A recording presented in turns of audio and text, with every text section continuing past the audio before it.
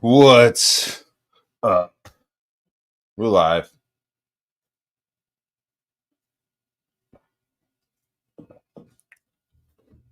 We're live. We're alive. We're gonna turn on this monitor here in a second.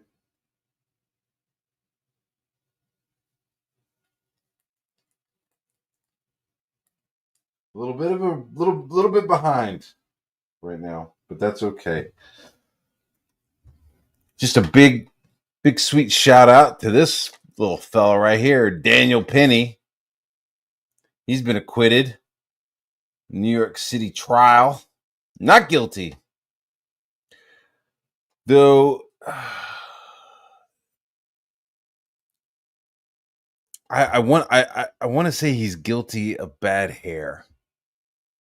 I think everything he's doing is awesome, but this like weird blonde perm is very odd to me. And I don't know.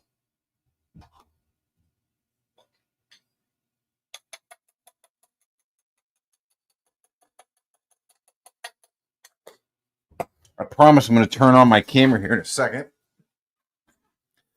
See if anybody else will show up. I'm horrible right now. I'm just showing you what kind of a hack I am right now.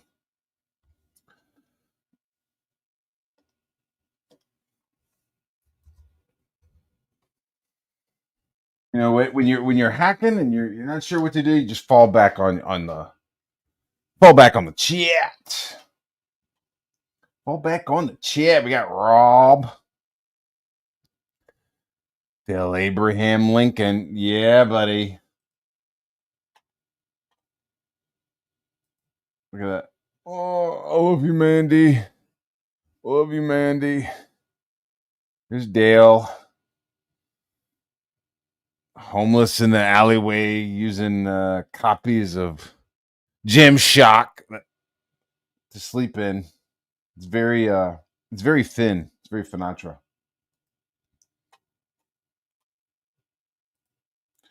We got CJ in the house. Always a pleasure. I see you rocking and rolling out there. Great Gold Worm. The Great Gold Worm. It's cool. You ever see the movie Dragon Slayer?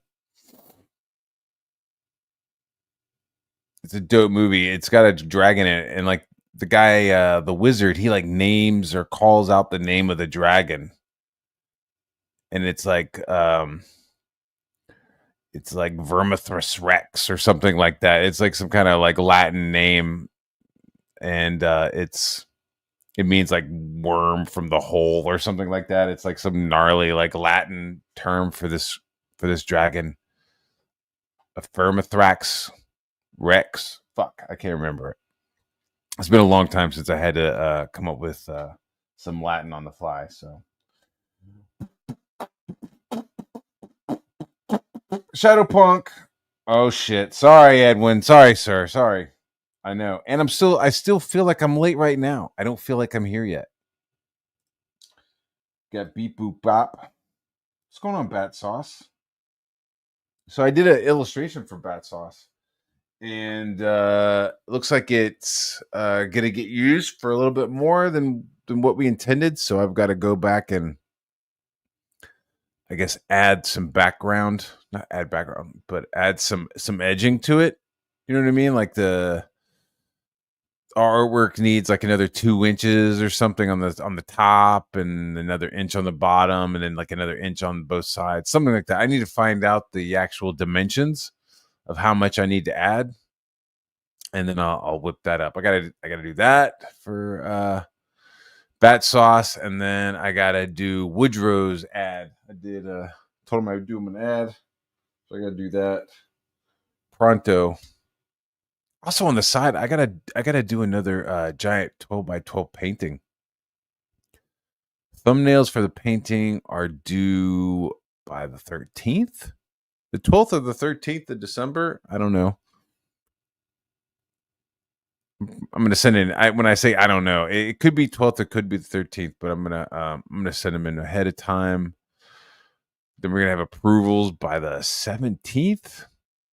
And then the painting needs to be finished and on the road by January 10th for the event. So the first event that this painting is going to go to is going to be in Nashville. And I know Lord Raptor Jesus lives in Nashville. So I'm not trying to dox him. Holy fuck. He lives near Nashville or in the Nashville metro area. The company was like, yeah, we'll send you a UPS slip, like a UPS thing for the painting, and we'll just come pick it up from your house when you finish it. But I think I might drive it up. I think I might drive it up to Atlanta. I'm sorry, not Atlanta. I might drive it up to Nashville.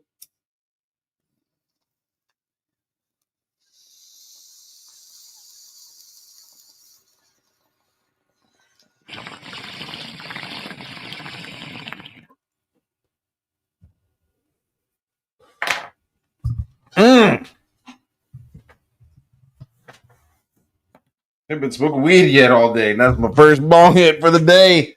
Woo-hoo, woo-hoo. Tell you, man.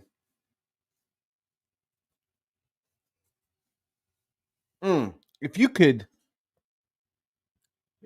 have smoked weed and be in the military, that'd have been my shit right there. Fucking. Well, nah, they probably wouldn't let Delta Force members fucking do bong hits. But I don't know, man. They get pretty fucked up.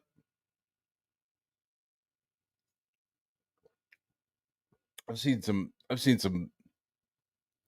I guess they're tier 1. I've seen some fucking SEALs get fucked up. Like, I don't know what. Like, they're allowed to drink, but you can't smoke weed. I wonder if it's legal, if it becomes federally legal, can you start blazing up, or would branches of the military still be like, don't smoke weed? Maybe just like don't smoke weed on deployment, right? Mm-hmm. But like, so my brother lived in Virginia Beach, and he lived in the apartment building, in the apartments, because he was stationed out of Little Creek, and we would go to Hot Tuna in Virginia Beach, and boy, it was like a SEAL hangout, and when those guys would get fucked up, it was wild. Anyways, I don't know what I was talking about. We could put on the camera now. I don't know how awesome this will be. I don't know how awesome it'll be. James Hurley always got the good ones. Got the new Xbox game. I don't care. Indiana Jones, man, that last movie kind of fucked it up for me. What's up? Saint Daniel the Valorous. What's going on, Tree Goblin?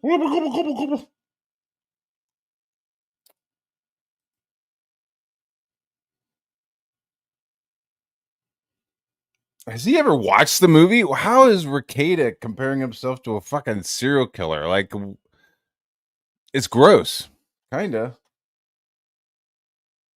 And I think Dexter does get caught eventually. But yeah, that's pretty gross. Hello, Susan.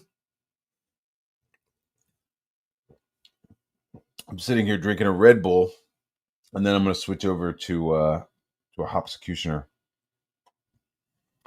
Going through the links. Hargrave. James. Dale Keown. We're gonna get into Dale Keown. I like. Normally we don't talk about fudgery on Frickin Awesome, but fuck it. Fuck it. Dude, no doubt. It's like it's all coming out, so you can like, it's almost like, dude, just blink twice. if you need help, because she's got you locked in. But we're seeing the receipts. We're seeing the receipts. Best dragon ever. Yeah, I saw that shit in the movie theater as a kid.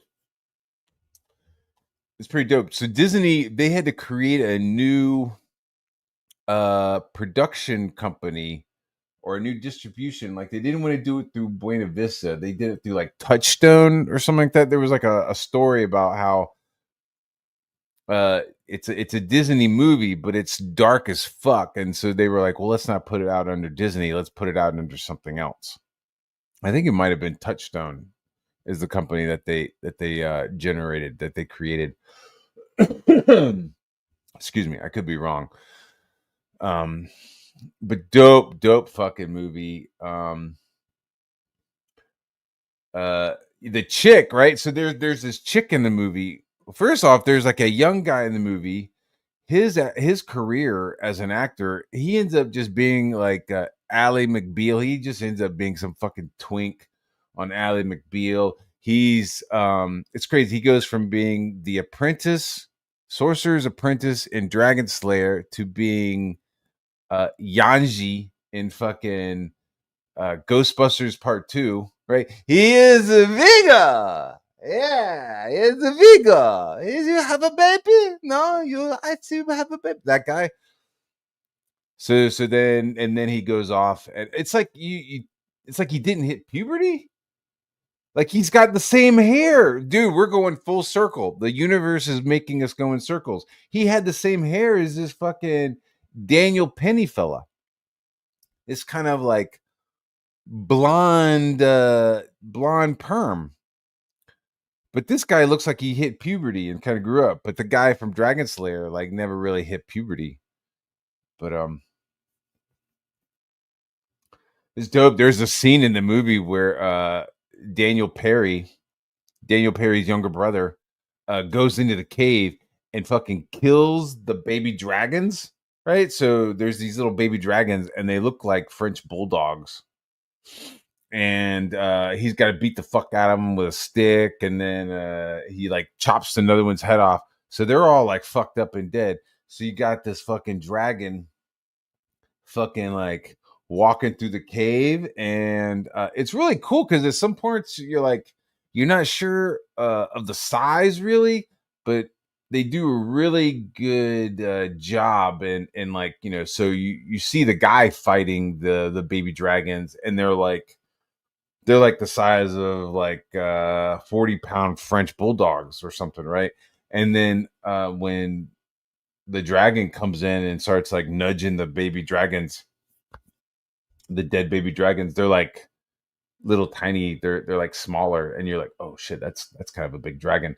So the mama dragon sees the baby's dead, and the editing is so dope because it's like it pushes him, it realizes he's dead, and then the next shot is this fucking gnarly slow shot of the dragon's head like moving up and making eye contact with the camera, just boom boom boom boom boom boom boom boom, and then the next shot is just this fucking dragon like hauling ass through this cave to eat this fucking dude.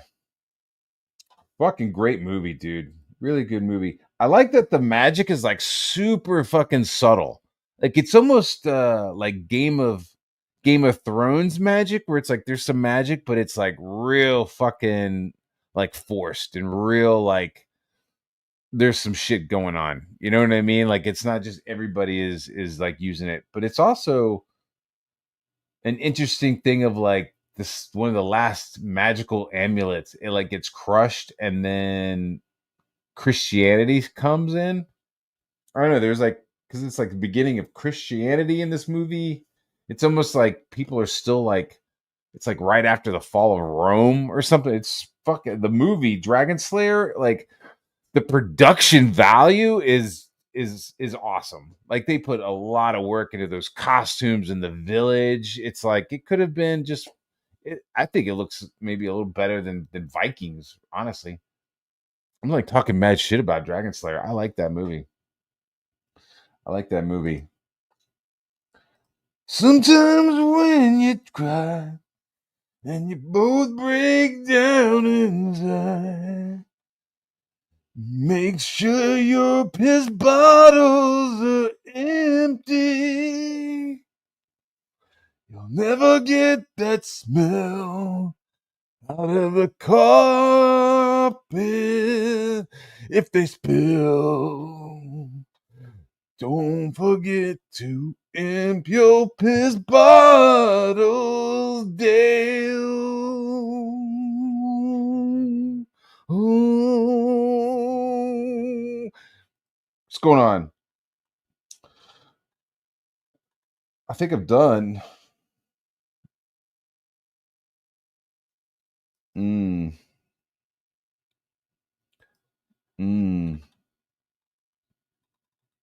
I think my ass is. Oh, we're gonna get into that. I'm just kind of like building it up. You know what I mean? I'm just building it. Emperor Palpatine. What's fucking who? What am I singing? What voice is this? Who is this? When we both break down and cry. It's not like Tom Watts, is it? Walking Matilda. Walking Matilda.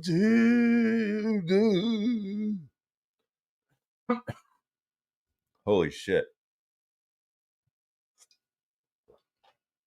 If I want to really sing like that, I really. Oh shit, we got Johnny Rando here. We got Johnny Rando. Did Dragonheart suck? There was good parts of it. I feel like there was definitely corn in that turd. Depends on how hungry you are. If you want to fucking wash those corn kernels off. Oh shit, we've got somebody in here. There's some sensibility here. What's going on, dude? Muted, sorry. What's going on, man? What are you up to? Not much. Just listen to you sing, I guess. Yeah. I got a little bit of a different setup so I can just watch my kid and be a little bit mobile. Oh, nice. Yeah. All right, let me show. Let me show you. Did you ever see Dragonheart? I have not. I've just seen that that clip of him, that spear getting forged or something like that. I'd like to see it. Oh, yeah, the spear getting forged, that's Dragon Slayer. So I'm talking about Dragonheart. No. I've seen Dragonheart. Yeah. Yes, you're a little human and I'm a dragon. I feel like that movie might not be as good without the nostalgia glasses. Yeah. Yeah. I was, watching it when it came out. I went and saw that in the movie theater too. I remember being like, okay, the dragon is okay. I think at the time it was like, oh, all right. It doesn't look too shit. Mm-hmm. I'm trying to think of why I was just like, I don't know, this kind of, maybe the story was just goofy. It was pretty kid friendly, if I remember correctly. But I don't know. Dennis Quaid was fucking murdering dragons and shit. Yeah, I don't know. Back in the day, kids friendly stuff used to have some dark stuff though. Yeah. So if Dragonheart, if that dragon could talk, I'm assuming the other dragons that Dennis Quaid was killing, they could all talk too, right? So there was like moments of it's like, please don't kill me, human, no, and he's just like chopping them in half and shit, Stop! Yeah. I could give you knowledge, human. I could give you no, and he's cleaving him in half. Yeah, it's kind of messed up, huh? A little bit. They got sentience. They can communicate. Yeah, they're like sentient people, like sentient, not people. They're dragons, so fuck them. But Yeah, I imagine we wouldn't kill animals that could talk to us. Yeah. I'm trying to think. I'm trying to think of a situation. I mean, yeah, no, you wouldn't. Yeah, and unless we could use them for war, of course. There's always that exception. The dragon through the clouds is epic.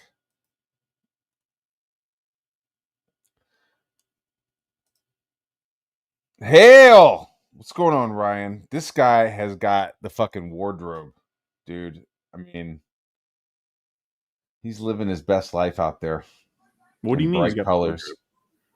Dude, this guy is living in neons and in metallic materials. Like,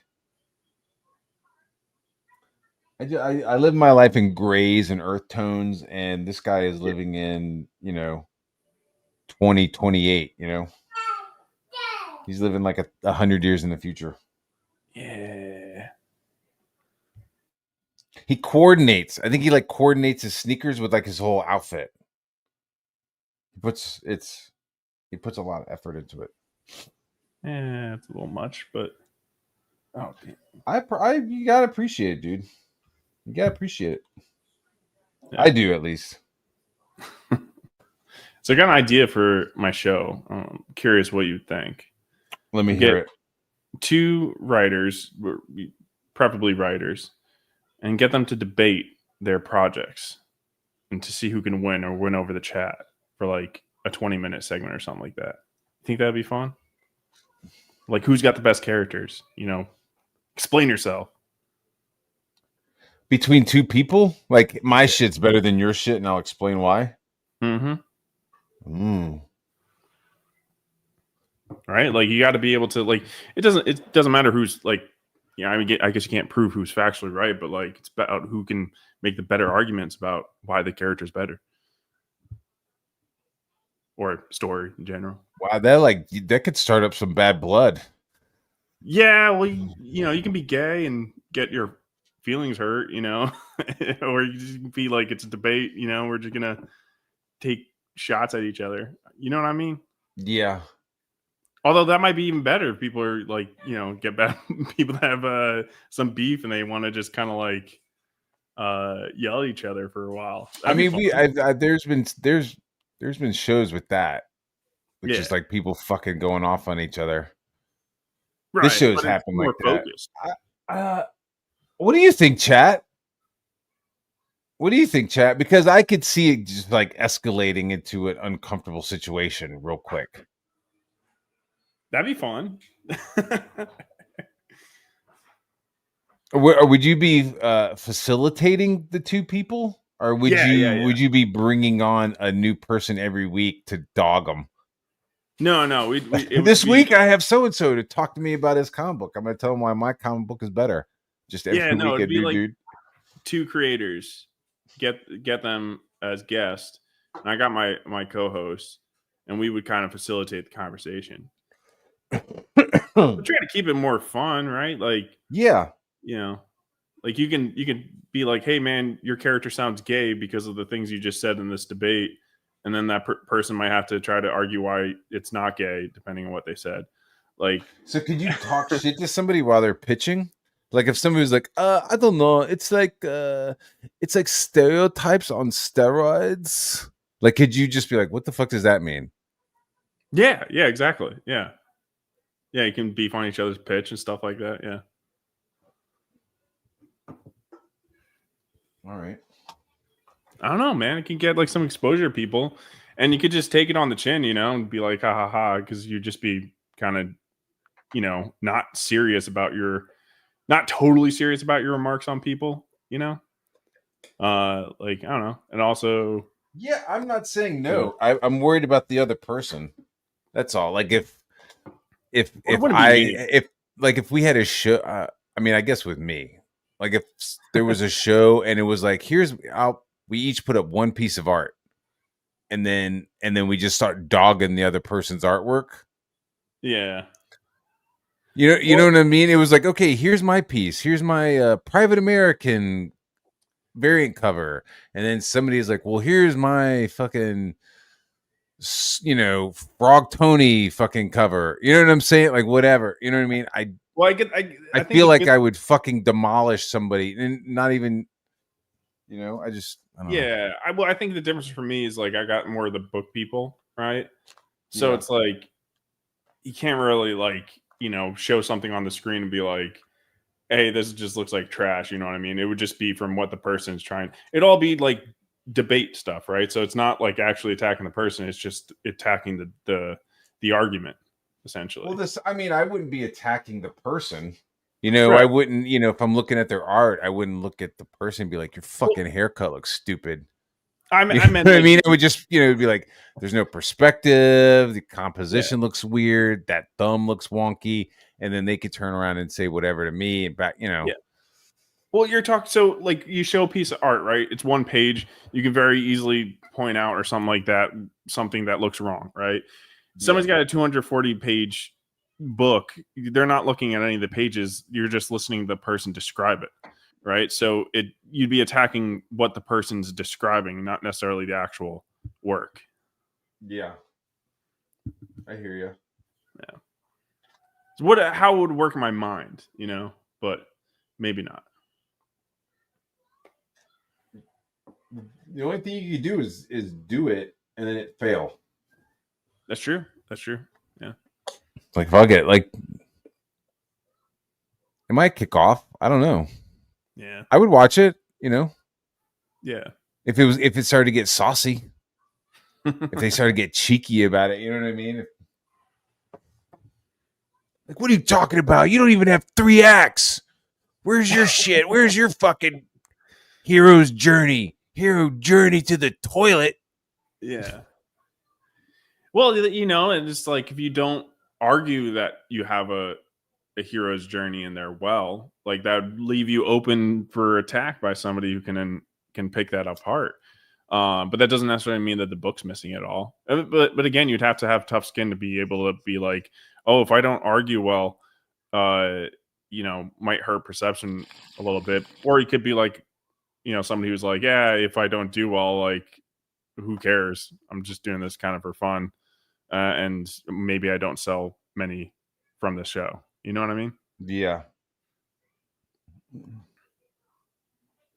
You got a name for it? No. Who knows? Maybe creator combat with K's instead of C's, like Mortal Kombat. How about creator combat corners? Oh, yeah. Crazy creative combat. Why don't you figure out how to add an extra fucking K in there somewhere? No, that's great. Yeah. Corner with the K. Mm-hmm. Yeah. You know who Jimmy Carter is? Jimmy Carter sounds the comedian. Is it a comedian? The president. No, the president. Sorry, I'm like I know that I've heard that name before. He there's a story that when he got some of the information, like every president gets a like a quick briefing on UFO shit. Mm-hmm. And like he was given his like kind of like need to know briefing, and he cried afterwards. Yeah. So, any context, or just the context is that so what was he told and shown? Yeah. So, and then in italics, holy shit, it's tiny. I'm going to use my eye powers. He was told that the major religions, including Christianity, were programs created by extraterrestrials. Sorry. To prevent us from destroying ourselves while they ran their experiments on us. And that they made us. At this moment, it became clear to Carter that such information would cause tremendous economic and social upheaval. I should add that I am not only a Christian, but a clergyman, so I am in no way attempting to promote atheism here. In fact, God fits in this might be an interesting separate post. So that's I mean, it's, grain of salt, but it's kind of interesting. Yeah. So was that a report from him of what like he said afterwards? I guess this was like other people. The other smaller stuff is like other people that were like had heard about it. It's I a like lot what of reading. X is saying. Sounds like a deflection to obscure the technology. Maybe Mm-hmm. it's a good theory. Yeah. Yeah, who knows? They could tell that fucking peanut farmer anything. You wouldn't fucking know. Yeah. I'm doing like a kind of a menagerie of shit that I've bookmarked. So we'll get into like some of the Dale stuff, and then we'll get into some of the fucking 3D asset shit. Dude. That's too funny, man. Yeah. Well, like you said, you'll get into it. Mm-hmm. So this guy again with the perm, he won. He looks kind of like Doug Ernst. No, Yeah. not Doug Ernst. Fucking Doug TenNapel, but with like a perm. Yeah. Yeah, he does. Yeah, he was a Marine, right? I think. Doug TenNapel was a Marine. No. This guy, Daniel Yeah, Penny. this guy was a Marine. Yeah.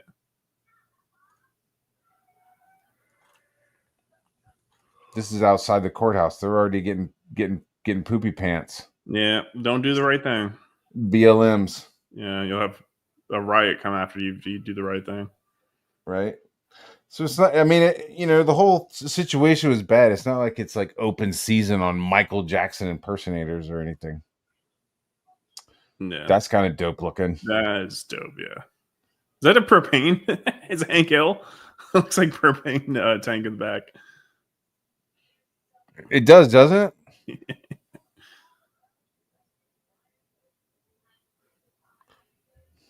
Looks super heavy as fuck. Yeah, They got to be on another planet, right?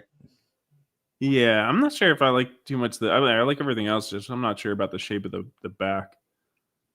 Yeah, the back is a little interesting. Just like fuck it, let's just make some weird shit. Yeah. I like the pads with the molly. That's kind of cool. Nah, it definitely looks good. Yeah. I would like want to put something on there though. You know what I mean? It's like you got all that molly. Like why don't put it just a pouch? Put a pouch on there. Put a radio on there. Yeah, we're good. Yeah, the leg armor. It's like a I guess a trope or something that people put the pads on the side. It should be in the front, but they do that at nights all the time and stuff. Well, this right here, this also looks like a leg platform for a gun. It doesn't really like that. Doesn't even look like armor, really, Oh, yeah, right? true. You would Maybe like have like a gun right there. it kind of looks like plate, but I mean that's fine. Yeah, aesthetically it looks good. Yeah, here. So you would need like big chunks in front, right? Right. Yeah. Not buckles. Yeah. Yeah. I mean, you could be right. I like the enclosed fucking helmets. Like fuck it, like so where you're basically just Iron Manning that shit. You know what I mean? You're just like looking at a screen. Yeah, it looks dope. Yeah. Yeah. I like Valerie. I follow her. The only thing is I don't know how to say her last name. Do you? You're Orazio? I don't know. I don't know who that is. She used to work at DC and stuff. She's pretty cool. And so I guess it says I talked to Harlan Ellison once on the phone at DC for Batman Black and White, and he said to me, "Oh, your name is Desario, huh? Are you Italian? Do you like to eat a lot of pizza pie?" I thought that shit was funny. Yeah, a lot of open discrimination against Italians. It's not right. I mean, do you think he would have called that anything? No, I don't care. I mean, I'm Italian. I get it all the time. But it's like, oh, like Harlan, would he have been like, oh, is your name Valerie Humsenberg? Or, you know what I mean? Like something German, right? Schwatzen. And he's like, oh, do you like sauerkraut?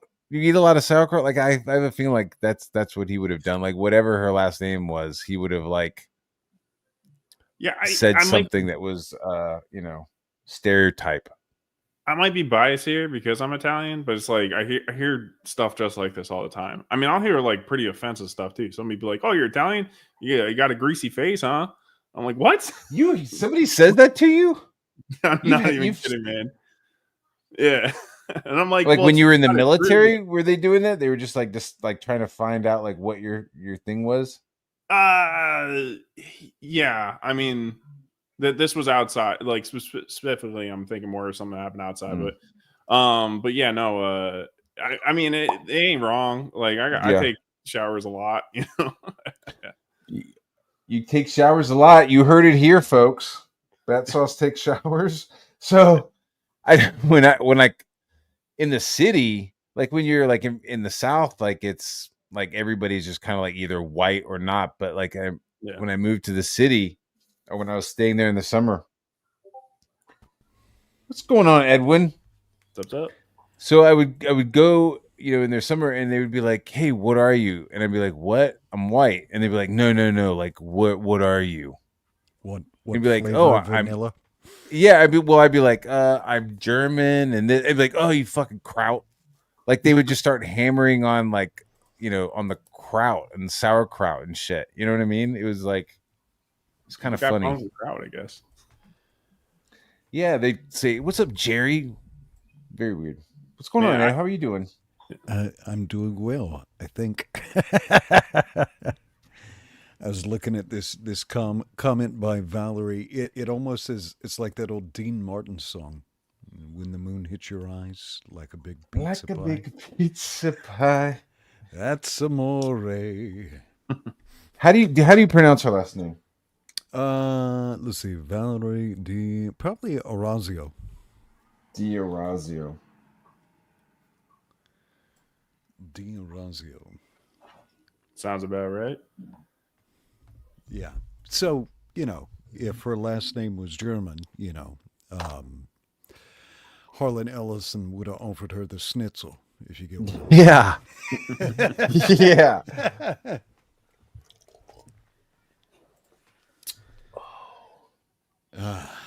Hopsecutioner. All right, moving on to the next. Don't grift or don't gift acknowledges the eternal truth. Edwin is correct. Always has been. Appreciate you acknowledging that.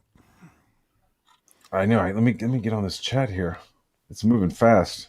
It is. So we talk about the joking thing. Do you think that's kind of funny? Oh, it's hilarious. Yeah, I saw I think this. that's funny as shit, dude. This is hilarious. You're gonna light him on fire and call him a LGBTQ. Yeah, it kind of makes me like LGBTQ. disappointed that like I haven't heard it before. Was there? Yeah. Was there a countdown for Millie Bobby Brown like the weirdos had for the Olsen twins? Like when the clock struck 18? Oh yeah, there was probably. If anybody had it, it was Drake. Yeah, I'm just Dude, saying. you weirdos out there. Dude, there was like a whole thing. She was like, "Yeah, Drake is on my phone," and dude, he's been like, "Hey, how you doing? Great show. You're gonna be awesome." Like, has been fucking just talking to her. Kind of creepy. Do we know if Millie Bobby Brown has been to a Diddy party? Probably. Oh shit. Yeah, that stuff with Drake, that was weird, man. I think she was under 18 when she was like talking about in interviews too, being like, "Oh, it's so adorable, it's so cute," and everybody watching. Yeah, we just like, talk. It's really not. Yeah. He calls me up and we talk sometimes. Like, what? Yeah. Well, maybe hopefully she would blast Diddy back to the upside down, right? Yeah. He's in trouble, isn't he? He's like on suicide watch. Who did he? Or Yeah. And somebody was making a claim about Jay-Z. Was that real? Oh, Sean Carter. saw something about that. I don't think I looked into it, but I mean, there's a lot of pictures with him and Diddy. With the I saw something about him and Beyonce. Like Jay-Z has been talking to his wife Beyonce since she was Destiny Child, like the debut album of Destiny Child. She was like 16 or something, and like the story has been kind of changing over the years, where it was, yeah, I was 16 to I was 18 to now, I was 19 when we met, and it's not true. There's like clips of them on TRL talking about how old she was. Well, that's Elvis Presley. That's Jerry Lee Lewis. I'm not, Yeah. I'm not What's condoning it. I'm just saying there's a wasn't there somebody who like adopted somebody? There was like some rock star who was like he like talked somebody into like Steve Tyler. Ted Nugent. Ted Nugent did that with became the guardian of like a Hawaiian girl, like That's weird. Damn. Wang Dang Sweet Poon Tang takes on a whole new meaning. It totally does, dude. The film, Scratch Fever. Woody Allen, he married his daughter, His adopted stepdaughter. Yeah. But did that surprise anyone? Like the fact that Woody Allen would have done some phenomenally skeevy shit. Sun Yi was her name, dude. Yeah, I don't know. He looked just like a little weirdo, but to just like lean into it, be like, yeah, I look like a weirdo, so fuck it. I'm gonna be a little weirdo. I guess the book is the book and the cover. You're like, man, I don't know. He looks kind of weird. Yeah, good. You shouldn't trust him. He's oddly shaped. But doesn't it seem like that there is a tale from all these Hollywood harlots? Like when they've gone through some sort of trauma, they have like this breakdown and they all shave off their hair. I feel like the actress who played Hermione in Harry Potter did that. Britney Spears did it. Rose McGavin, didn't she shave her head at one point? Getting short hair and the shaved head, I think two different things. Because like I think, what's it called? Hermione. I'm talking Sinead O'Connor, right? Like has Hermione gone Sinead O'Connor, or has she just like gone like Pixie?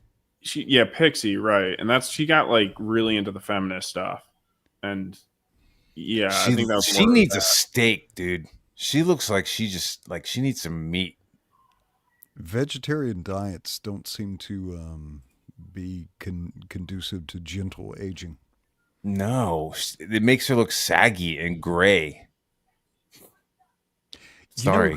You know who aged surprisingly well when she took off all her makeup? She actually looks like a respectable lady now, is Pamela Anderson. That was like almost bizarre to see her just like a naturally beautiful older woman, right?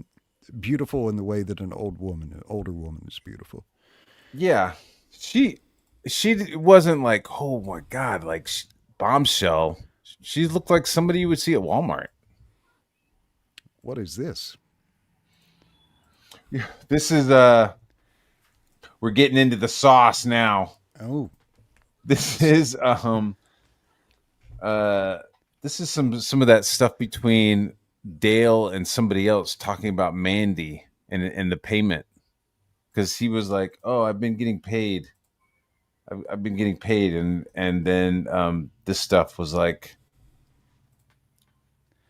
Now, is there any way to confirm? Because I always want to do like I'm always skeptical of like screenshots and stuff. Is there any way to confirm? I'll tell you the person who was actually getting these DMs is the person that let him out, and I mean I don't know. I don't even want to say the person's name, but like we all know who it is. Okay. Like it's easy to find the source of that person's name on Twitter. Got it. Does that help? Well, you guys are the Comicgate crime scene investigators. So I wouldn't. Some of this stuff I was asking that as well. I was like, is this shit real? Because some of this stuff goes to like Dale's like dealing with Mandy's like sending messages to his mom and shit on Facebook.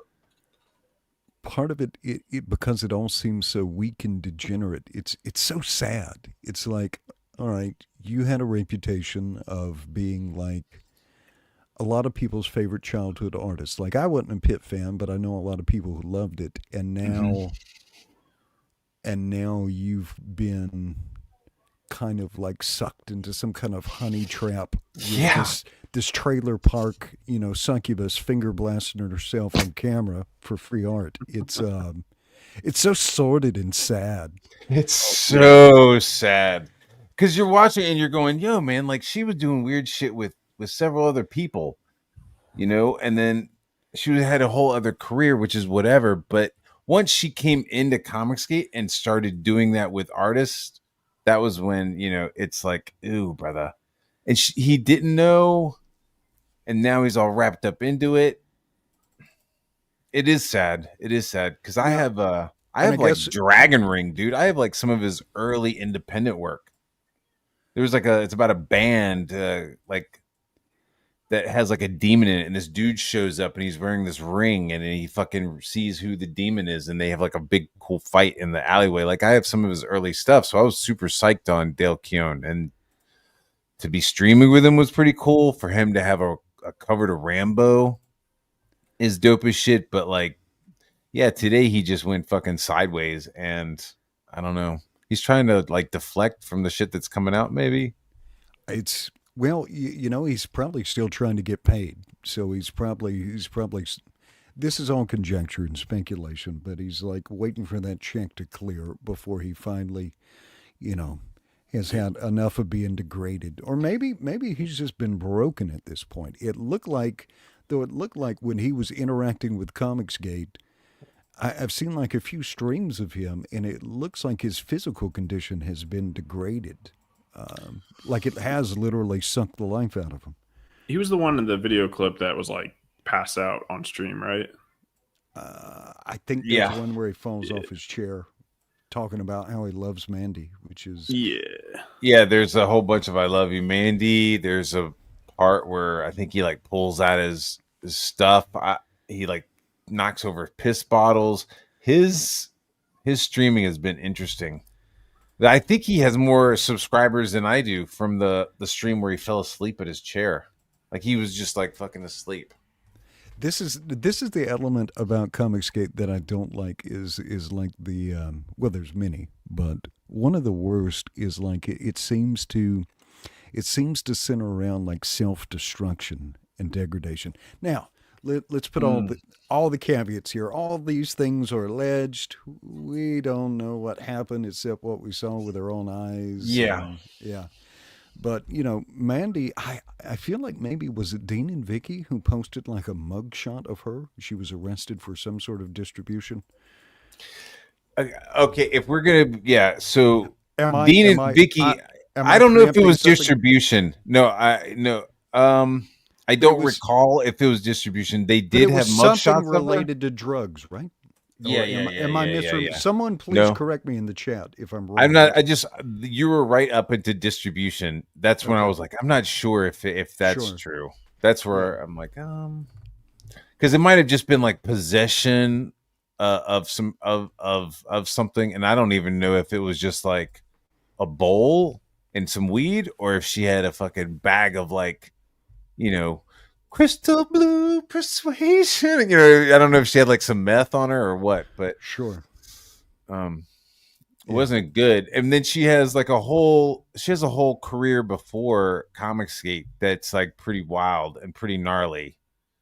And so she seems to have like left the lights on. Like she seems to have like left the lights up, and it was like started like like a cam girl shit. Oh, like e-thought shit. Mandy, and then it's just like, you don't have to put out the red light. Mandy, I can't let you go. All right, so now again, my knowledge has a lot of gaps. Some of the fellows have been filling me in on the lore, but I did hear like a recording that is supposed to be between, I think, one of the Diaz brothers and Ethan, where it sounds like Ethan is confirming all this. Now, again, allegedly, caveats. I heard the recording. And that was one of the things that I was like, what the fuck? Because I had talked a little bit to Mandy, and I had talked a little bit to Ethan about it because I had heard rumors, and I was like, man, there's some gnarly rumors. Is this shit true? Mandy's like, no, that's all bullshit, because nothing had come out. Like there weren't any receipts for it. It was just kind of rumblings and rumors. Ethan's like, that's fucking crazy. That's not true. None of that shit's true. I'm like, oh, okay. So then we get this recording of Ethan just like openly talking about all the shit that Mandy was doing and like fingering her ass and fingering her vagina. I mean, just like doing her Hopefully, thing. hopefully it wasn't the same fingers. Hopefully she washed her hands in between. She didn't go full Doug to Yeah. Naple. Yeah. Oh my God. Yeah. And then there was like, so then I guess like he does some other stuff. Like he's like starting to finger his butt. He's fingering his own butt in the showers and is like taking videos and sending it back to her. And No, that's when who is this? Was this Kyle Ritter. Okay. This is Kyle Ritter. So it's like a deaf guy. I'm not that familiar with sign language. I don't know what that was communicating. I mean, I have two kids. They're normal and fine. I make normal, perfect children. But in the beginning, we were teaching them sign language. And like they know more, and they know cup, and they know some other hang stuff. on. Let me correct the record. Paulus, no, I'm not accusing Doug TeNaple of doing anything degenerate. The joke with him for a time was he didn't believe in washing his hands. So that's what I was keying in on.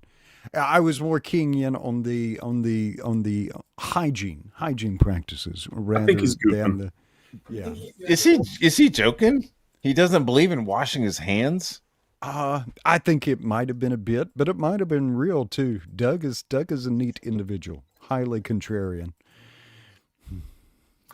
Yeah, dude, he's a Masterson fan. When he was like talking about Dick Masterson, I was like, what the fuck?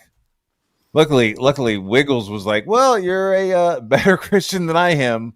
Anyways, moving on. I was moving on. Yeah, I was like, okay. Yeah, because you don't want to turn. Here's the thing, if you want people to come by and say hello, you don't want to be welcome to the struggle session. Let us spend the next 5 hours screeching at you while you suck. Because you suck if you weren't aware. Yeah.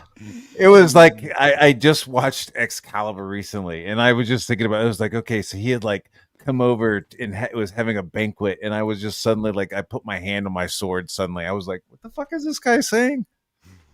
What is he? I say we pull our swords. I say we fucking go at him. Wiggles like, hey, how about this? We got some of this other stuff. Well, the good thing for Mandy, I suppose, is that Riley and Mint Salad came into Comicgate and perhaps made her look like Mother Teresa by comparison. They're like, we see your degeneracy. We call you an amateur. But have you been pissed on? Dude, they're taking super chat, smacking the poor girl with like Matt Barr music playing in the background. Like somebody had like made like Matt Barr's fighting on the internet.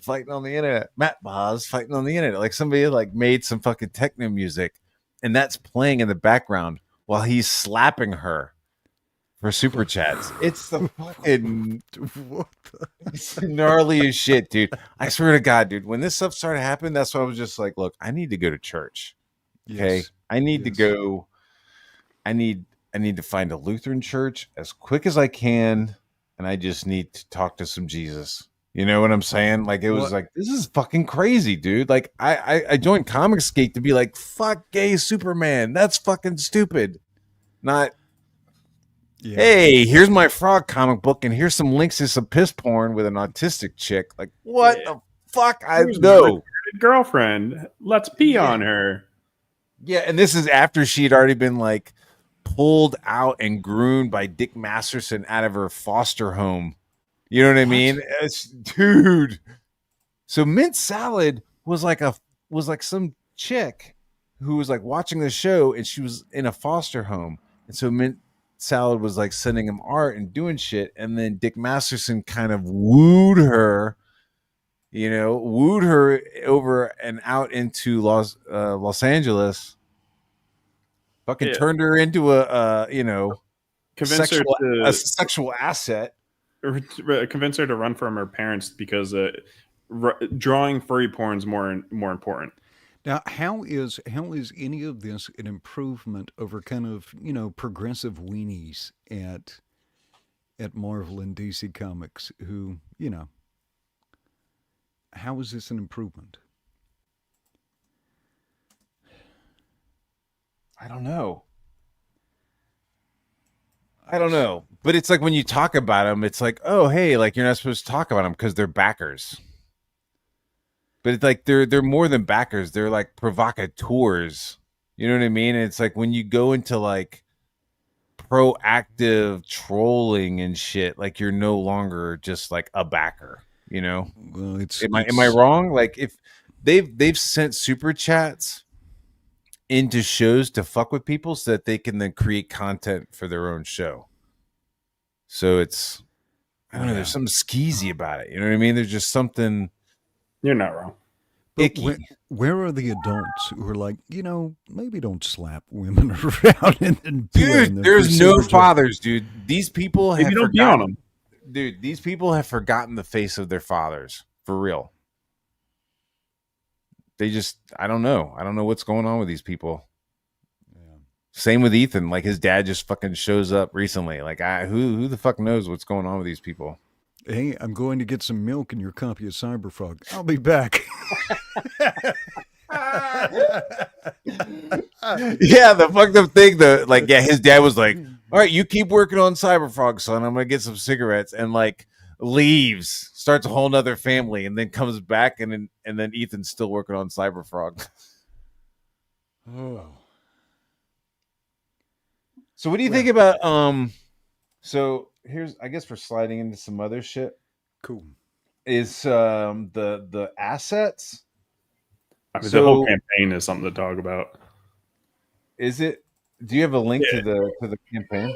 So like, they totally were dogging Eric July's first book, Isom, for using 3D assets, lots of SketchUp warehouse shit, right? So they're just totally dogging him, right, and calling him a grifter, like, oh, you're just a fucking YouTuber using fucking the internet to like sell a comic book. It's just you don't care. You're going to use 3D assets, all that shit. So they were talking all that shit to Eric July, and then now recently, Camelot has released a book, and it's a book about racing, right, race cars, and every vehicle and location is like a 3D asset. So the only real thing that this guy drew on this page is this figure and this figure, and that's it. Were NASCAR fans beating down the door for Race Car Man comic books? Not that I'm aware of. I wonder. He may. It doesn't look like he's got a lot of backers, but and somebody tell me, maybe there's some NASCAR fans in the chat. Presumably these guys have merch tables at the races, so maybe he'll be able to sell these things.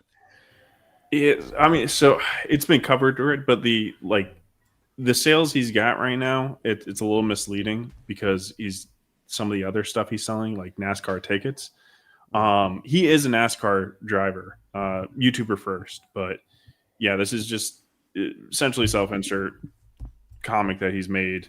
And yeah, I don't know. It's like, even though you're a NASCAR driver, you can't come up with something more interesting than just NASCAR. Like, do they go into hell? Like, we don't know anything about the story. Like, if you see the Indiegogo campaign, like, it's just NASCAR comic.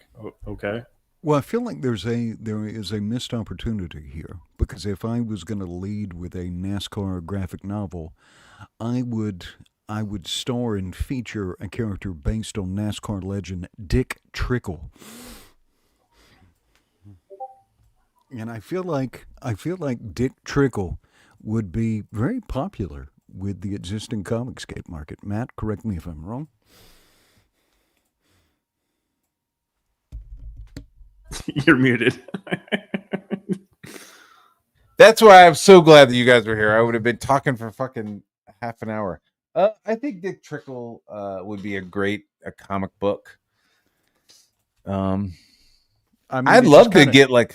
I would love to get like a itself, NASCAR. Yeah. right? You know, he wins, and instead of shooting champagne everywhere, he's like pissing on the girls who bring flowers over to him. Yeah, I think Comicgate would eat that up right now. Let's see. Is there any comic books or movies where like a race car driver is like taken, or like John Cartered somewhere? That's a good question. It is a good question. Now I'm going to have to look that up. Nice John Carter reference. So, you know what I mean? John Carter after you mentioned Jimmy Carter of Mars. Virginia. Yeah. I really wanted that movie to be awesome because I do like all that John Carter stuff. Kind of bums me out.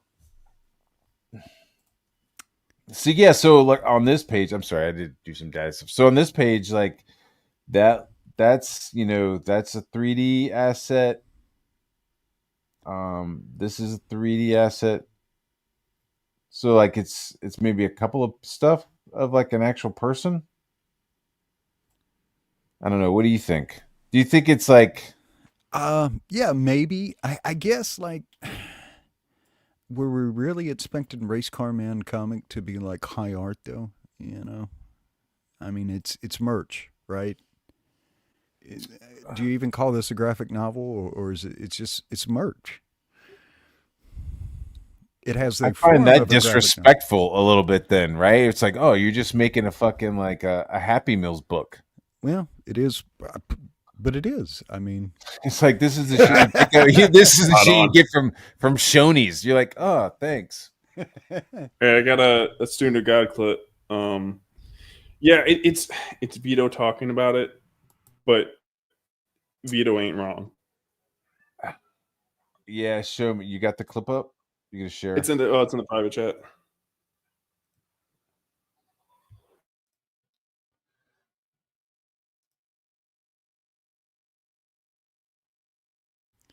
but I don't necessarily have an issue with merch presented as merch. You know what I mean?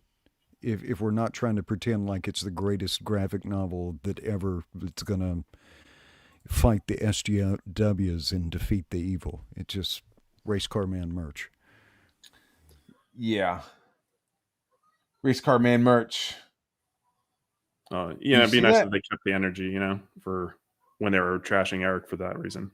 Because I quite frankly, I don't really care about the 3D assets, but for some people who spend so much time complaining about it, it's like where that. I kind of care. As somebody who's sitting here like drawing his shit out. It's a little insulting. Mm-hmm. And then I'm not even sure if like some of these people realize that that's what's happening. Like I don't think Eric July, like he's not an artist. I don't think he realized that he was getting like clip art. Yeah, no, it's like it's like, hey man, I need you to make a song for me. And the guy's like, yeah, no problem. And he just uses like loops and shit in GarageBand. It's like transparency, I guess, is important, but the question though is Ethan and Comicgate going to obsess over CamelCast for the next year, complete with like animated puppet videos? Yeah, exactly. No, he was already promoting it.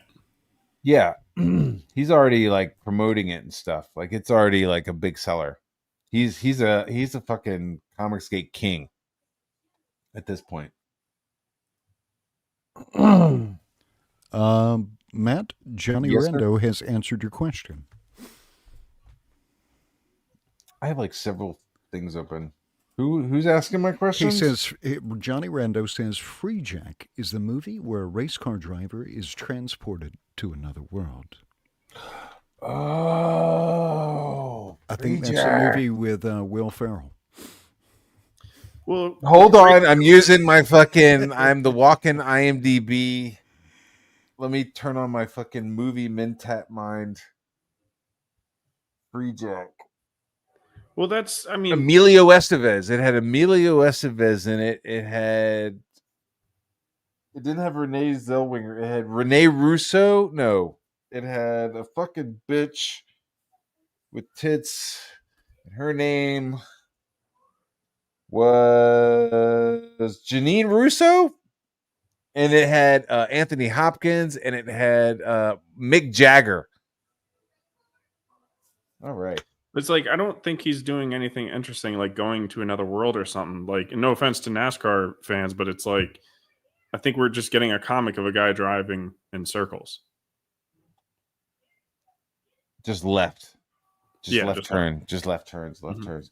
Yeah, Now, I would. I would love to see. I would have liked to see. Like, that's just dog shit. Like a fucking like Cannonball Run, but like galactic maybe, or like Cannonball Run with like post-apocalypse or something. You know what I mean? Like, I don't know. You reference Dune, so I have to finish the thought before I leave. Please, I'm sorry.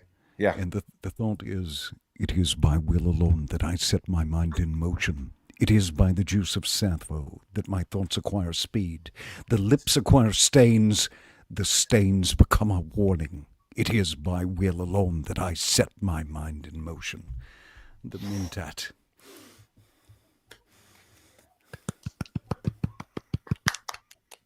A reading of Dune by Edwin.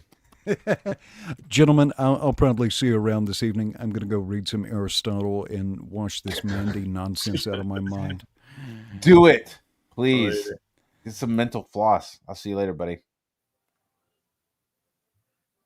You can So skip did ahead. we listen to this fucking guy?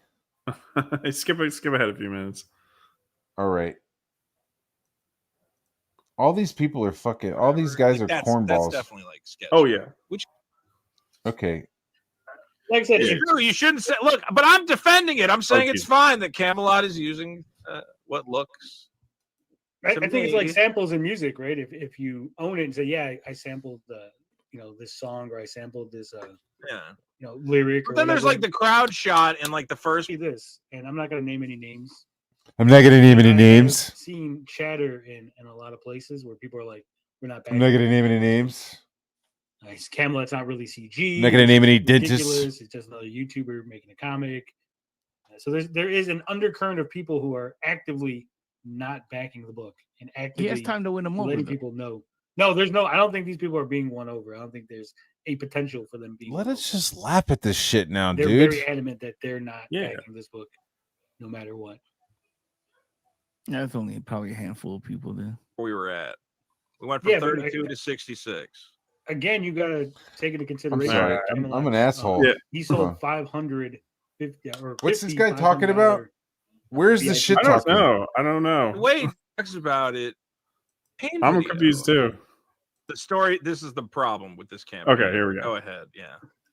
Ride and Die #1 is a story about Ride and Die on his luck, trying to do anything to succeed. Okay, I have to stop. Just stop right there. Stop right there. You fucked up. You fucked up. Okay, this is your synopsis. Yeah, Vito thinks you fucked up. You didn't include a kid in that first sentence. This is your log line. This is your pitch. What is the book about? And you have just hit me with the stupidest, most boring cliche I've ever heard in my life. It's a story about a man who is down on his luck trying to do anything to succeed. I mean, history. Yeah, I need to get some good shit. I mean, I was going to say, if you want to just look at the project instead, that's also on the private chat. Yeah, let's do that. This guy could go suck a dick and die. Yeah. I mean, because basically he's just mentioning how much is lacking in the campaign, which is, he's right. It's lacking just so much. Like simply making a video, to promote it. You think a YouTuber would make a video, right? But no, he didn't do that. Ride and Die. Crazy.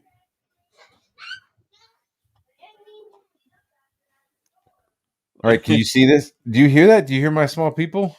I heard a little squeak. But yeah, you would think, right off the bat, press play. Where's that option? It's just okay.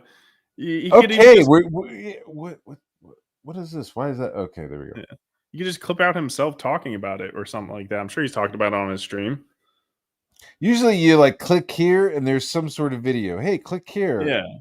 Hey, my name is fucking blah blah blah. I race cars. We go fucking left turn, left turn, left turn. This is what it's about. Where's the passion? Where's the passion? He does YouTube, so why wouldn't you have that on there? Yeah. His fucking mustache. I'd love to see like the design process where he was like, hey, draw me some facial hair. Give me like 5 different options that I could choose from. Yeah. So it's a $30 book, and as far as I know, we don't know how many pages it's going to be.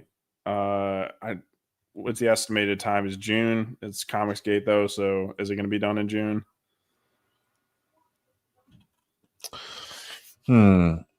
Let's see. Does it say here? Red die. It's a story about a man who's down on his luck, trying to do anything to succeed. Presented with the opportunity to succeed, to have success, he takes it, leading his life down a long, dark spiral. Sounds like fucking Ethan. Horror, violence, and women. Okay. Horror, violence, and women. Wow. Well, sold. Women are there. A trifecta. I was like, horror, okay, maybe. I don't know. I'm kind of thinking about it. Violence, all right, maybe my wallet. You know, I'm wondering where my wallet is. And women, holy shit, I'm throwing money at you. He started off with horror though. This is a horror comic? Is it? I thought it was a race car book. Right, like kind of actiony, right? Yeah. A video would help. Maybe explain. Video would help. Would be awesome. He's not watching this. No. He's at a furry convention. He's not watching this, but somebody should tell him to just like make a video because you could add all this. Yeah. And he is the writer. I don't think there's any, like it might be a ghostwriter or something. I don't know, but yeah. I'm not saying I can't even press it, dude. That's so annoying. I want to press it. Press what?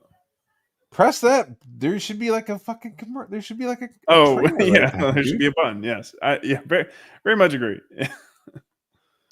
Yeah, the best thing about this is Yaki's coloring. Yeah, it's just like, man, I was very passionate about my book. I don't, make much money on my creative stuff, really any at all. But I was very passionate about it. I went and filmed a video and edited something together. I don't know. I feel like people, when they're passionate about things, will try to do what they can to promote it. Yeah, I want to see Ethan just shred this guy because Mike S. Miller did a cover for Yellow Flash. Yeah. And they just sat there and shredded it.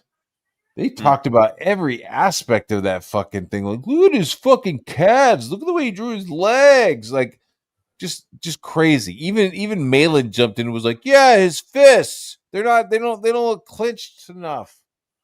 He's not drawing his fists clenched enough. I would love to see them like rip into this. Yeah. Yaki, I love you, buddy. I got to get some work for you, man. This black and white rock and roll ninja stuff, I got to finish it so we can do some awesome colored shit. I don't know who drew this. I don't like this. Ricardo Jamie.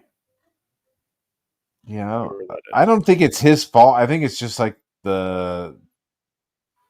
who is this? Is this the woman? Yeah, I don't like the art direction or just like the subject matter. That's also weird. That looks like shit. That looks kind of like lazy. Because I would be like, could you make sure this is a little more obvious that it's drips? It looks like it's just something that you got slapped on there. Her upper lip looks a little wonky. Her tits look weird. I was gonna say the lines are like too hard on it. Am I wrong on that? I'm not an artist. No, because it's like he's very subtle with all these other lines. Yeah. right? Like in the eye and in the eyelashes and in the hair, it's like he's being very minimal. But then with the tits, he's just got these giant like hard lines right there. Like it could have been done in just the coloring, I think. I mean, I guess intentional, trying to, sex sells. You want to fuck that? That looks sexy to you? No, but I imagine people would. That looks like a nightmare, dude. Like, what are you wearing on your neck? What's wrong with your fucking lips? Well, daddy issues.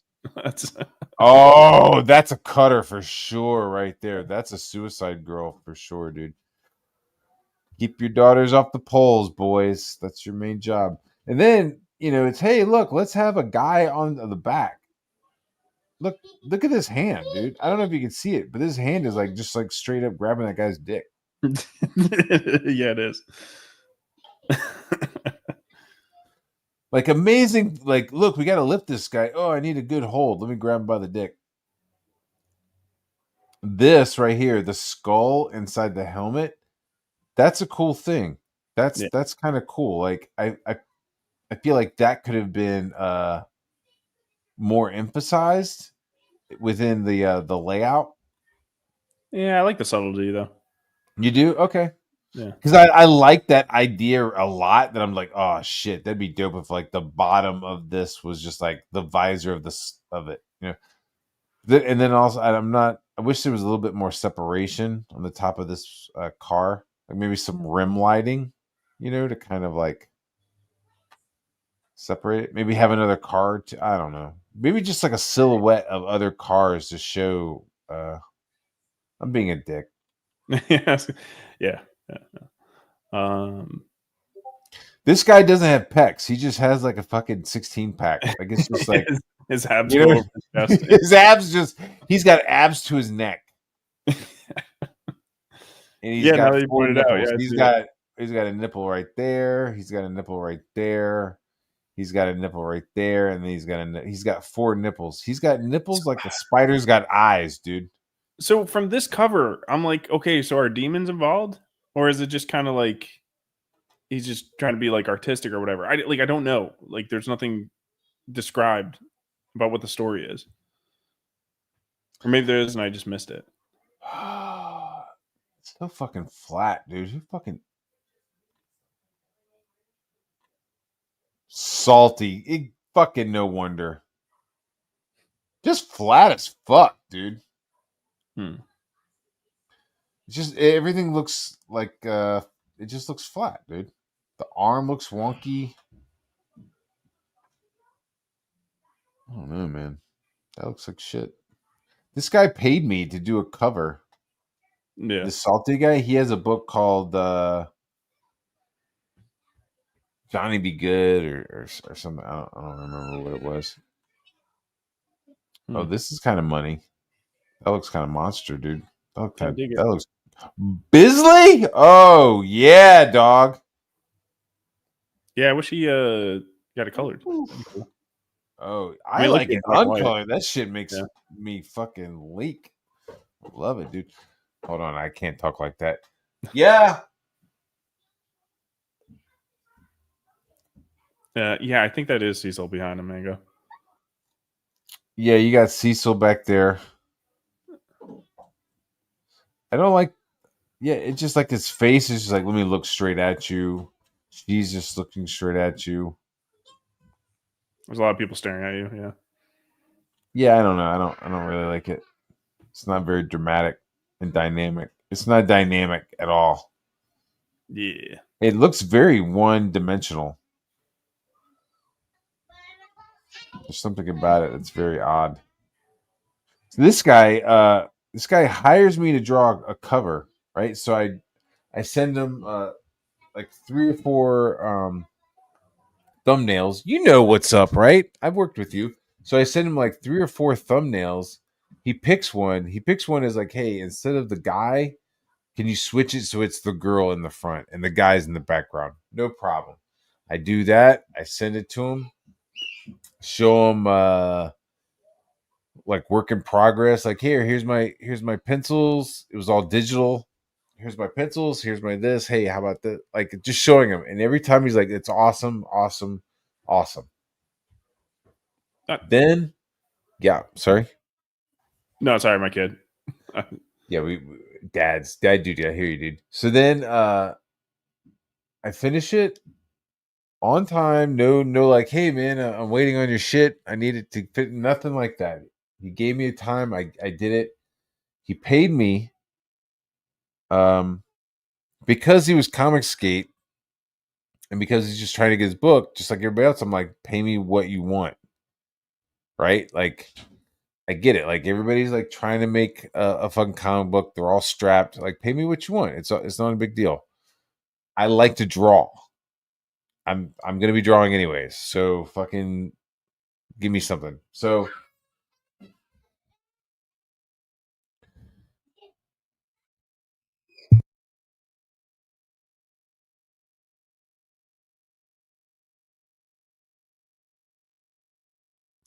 like I did all this stuff. I did it. He paid me. He even paid me like a tip. He like gave me more.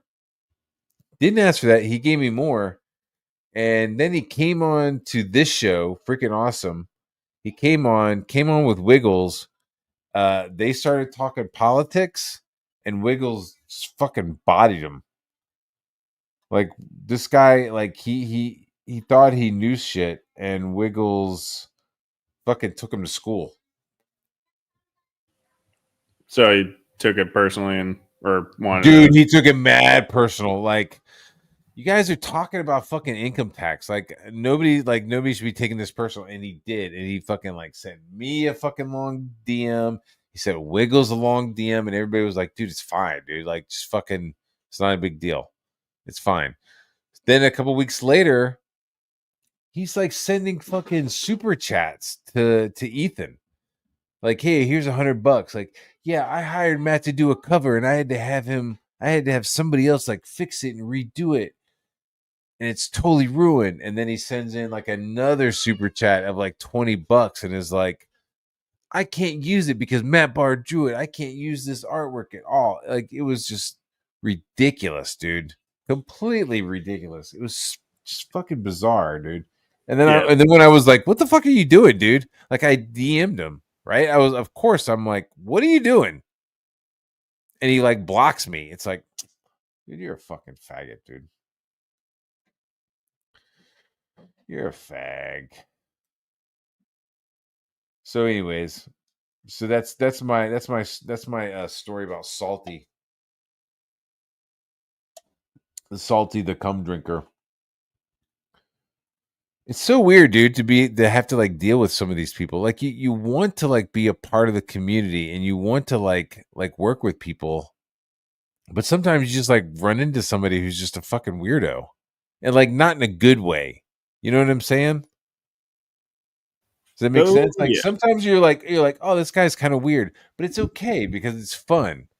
You know what I mean? It's like it brings a little spice to it. You know, this guy is like a eclectic, but then you deal with somebody who has like a beard and is white. That's I'm starting to sound weird, but he's got like a white guy with a beard. He wears flannel. Like, you think he's gonna be a fucking normal person, and he just isn't. It's just, you know, just make you things that happen in life that just make you do a complete double take. Like, is this real?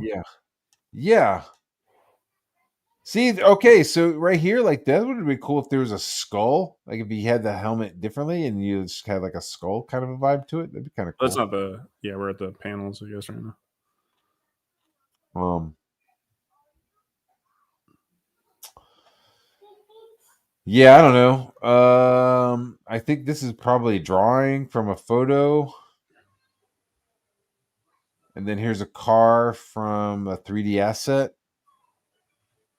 And then here's him. I mean, again, I'm not seeing storytelling that makes me want to buy this book. No, it's turn left. Well, keep going. I think some of the things he shows funny because I don't know. You saw my comment. Like, again, you can only really gather about what the story's about from these visuals. So again, some left turning. Okay, he jumps in the car. Okay, yeah. Hold on. I can see he turned left wrong. We got establishing shot. Here he is. Okay, there's a crowd of gray people. Lots of gray people. Here's my car. Here's me looking at my car. Yeah. There's a this car's not fast enough. It's not fast enough. We gotta put some tubes in it. All right, let's make it faster. I'm gonna look over here for a second. Great car. Great.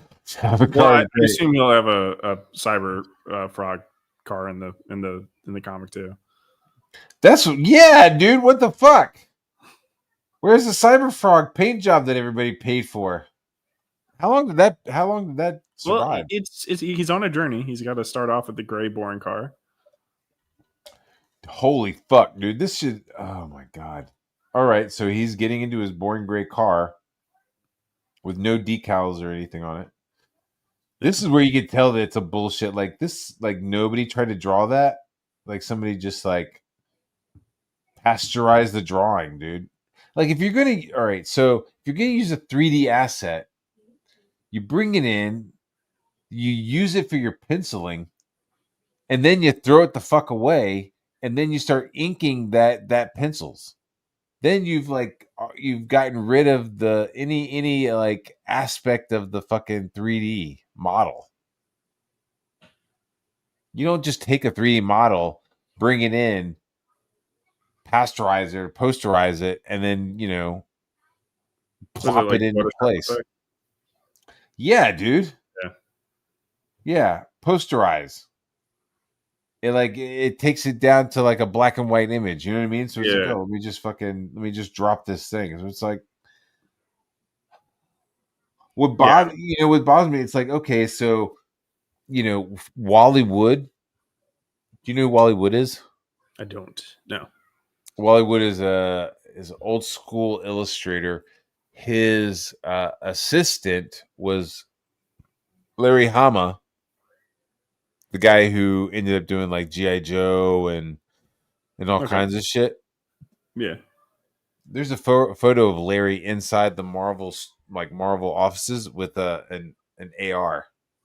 Like he's sitting there with a fucking M16. Sure.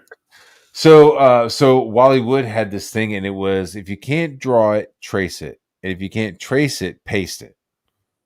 Mm-hmm. It was like an interesting mentality to just like get the fucking job done, right? So it's like just get the job done because you're working in this throwaway bullshit entertainment. Okay, not bullshit, but you know what I'm saying? Like now I'm starting to sound like Wiggles, where it's like comic books were meant to be thrown away, where it's like you're just making books and you're churning them out, right? Like if you can't figure out how to draw something, just trace it so you can get the page done and we can get the comic book out to the kids, right? Because kids don't care. But like I feel like with this, you don't need to do that. Like you're not working on a monthly basis. Like we're not talking about a monthly floppy for Marvel with this. We're talking about this guy's merchandise product. So why not, why not put a little bit more time into it and make it not a piece of shit? Yeah.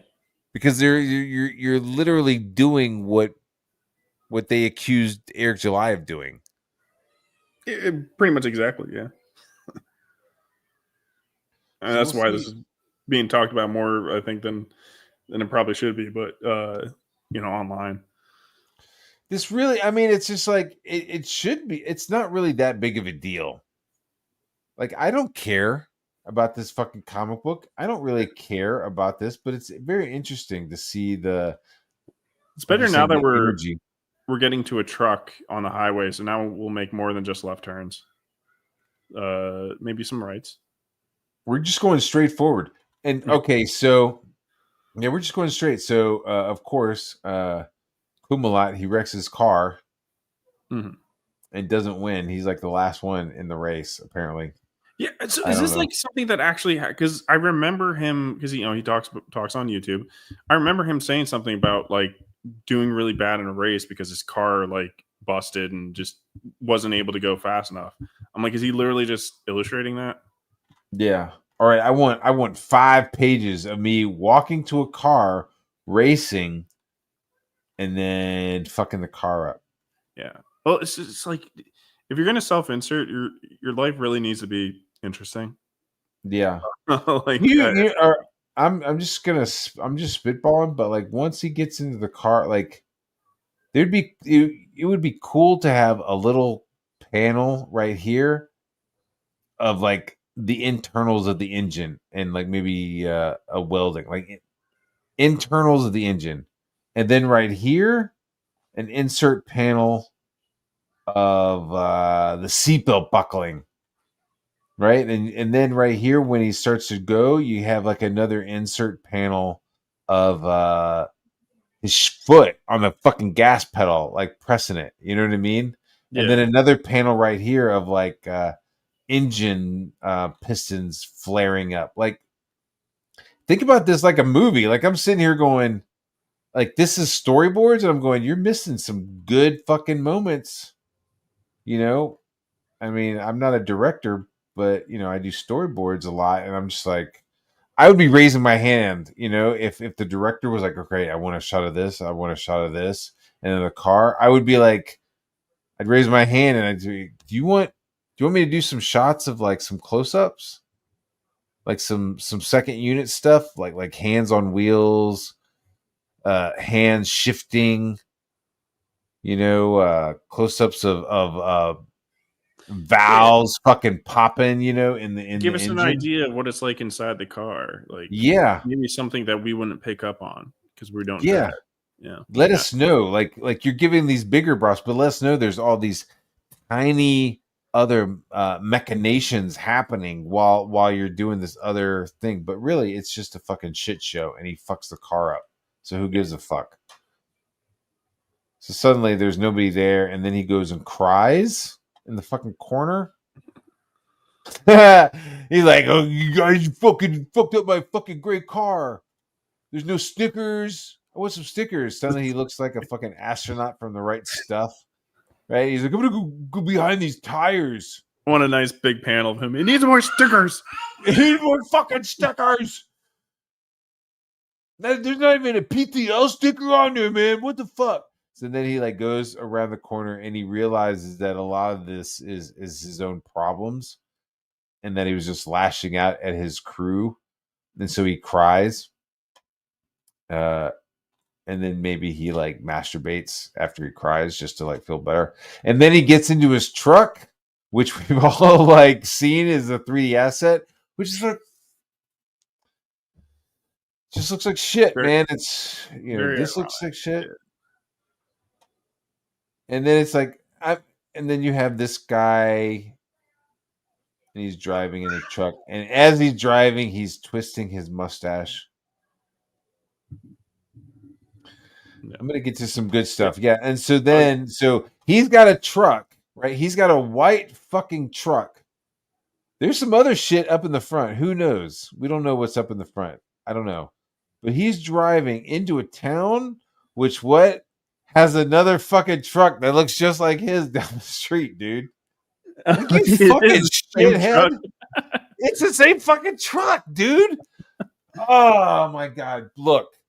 I was going to be like, look, just hire me to be your art director. If this is some sort of bullshit fucking, like, what's it called? Vanity project, just hire me. Because I will bullwhip these fucking artists into shape. Like, why would you truck drive a white truck into a town? Oh shit, town's empty. And then you have a white truck right across the street. And what is this neon sign with the bitches? It's like a story tall, dude. That should have been another insert. You have this, he moves into town, there's other cars. You're a faggot because you're only using one model? Like, fill this fucking street up, you poor broke bitch. I mean, he could like, just where's the other people? Yeah, there should be people. It's a strip club, right? And I guess he could have just zoomed up to the sign, didn't need the truck in there. Because I'm assuming he made it that big so you can actually see it, but yeah. I mean, now I'm going, wait a minute. Is this our truck or is this truck over here parked? Like, wait a minute. Is this our guy who's moving into the frame? Fucking left to right? Okay, so it's like, you're showing me that, you fuck. First off, this panel should be reversed. He should be walking from left to right. Should be walking from left to right. Move your eye should be moving from left to right here. This shit where you're like, here, make my eye move into the left from the right. Fuck you. That's Because good. I'm looking at what's going on. Okay, I realize what's going on, and then you're making me move back to the left. So you've already started like fucking with me, and not in a good way. Then you have this. So it's like, okay, you have this over here. Then you've created diagonal eye movement with this right here. You've got some shapes, some black shapes, and some black shapes. And then I'm wondering why it's not zooming in on the face in any of these, right? Like he's supposed to be depressed, I'm assuming, right? And he's taking it out. He's gonna go to the strip club while he's all depressed. So it's like, that's where he's gonna go. Shots of his face being depressed. That would be good to show, but maybe the artist can't illustrate that like emotion on a face well enough. It's not an excuse. No, I know, but explanation. Yeah. So you have this frame. You reverse it so that he's walking away. So he's walking towards the right because west. We read left to right. So he's walking away. So then you have this panel. You got him. Then you do an insert panel of him crying like a fucking Liam. Right? You got you insert a Liam right here. A little Liam Gray shot where he's fucking crying. Then the next panel have him making a road trip. But again, it's like, why are you moving him in this direction? I don't need two of those panels either. No, it's like what you're. No, you don't. This panel right here, it's like you've already established. Actually, you haven't established that it's him in the car. But you can with the next one. If it's a close-up shot, like just zoom in on this. Have a little bit of the top of the car. I'm thinking the side of his face looking through the windshield, and through the windshield you see the stripper sign. Yeah. And also we don't need all this fucking warp drive shit over here.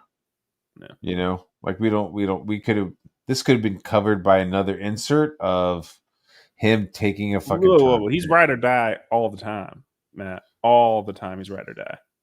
Even when he's in his truck going to the strip club, he's ride or die. Where's his thumb? He's got a hand with sausages and no thumb. Yeah, so then he moves into this town. Yeah. There's no speed to this tire. I assumed it was stopped, but so he just stops in the middle of the street and stops and looks at this kind of weird ass fucking architecture is this? It's very like mid-century LA apartment building architecture, right? It's if it's a strip club, there'd be no windows. Right? Yeah. And I get they're blacked out, but there's no other neon sign in this town. It's just like one bigger than this stop sign. Or not the stop sign, but the street light. I mean, just look at the street light and then look at how big that sign is. You have an Arby's where you live? Do you have those giant ass fucking 10-gallon Arby hats?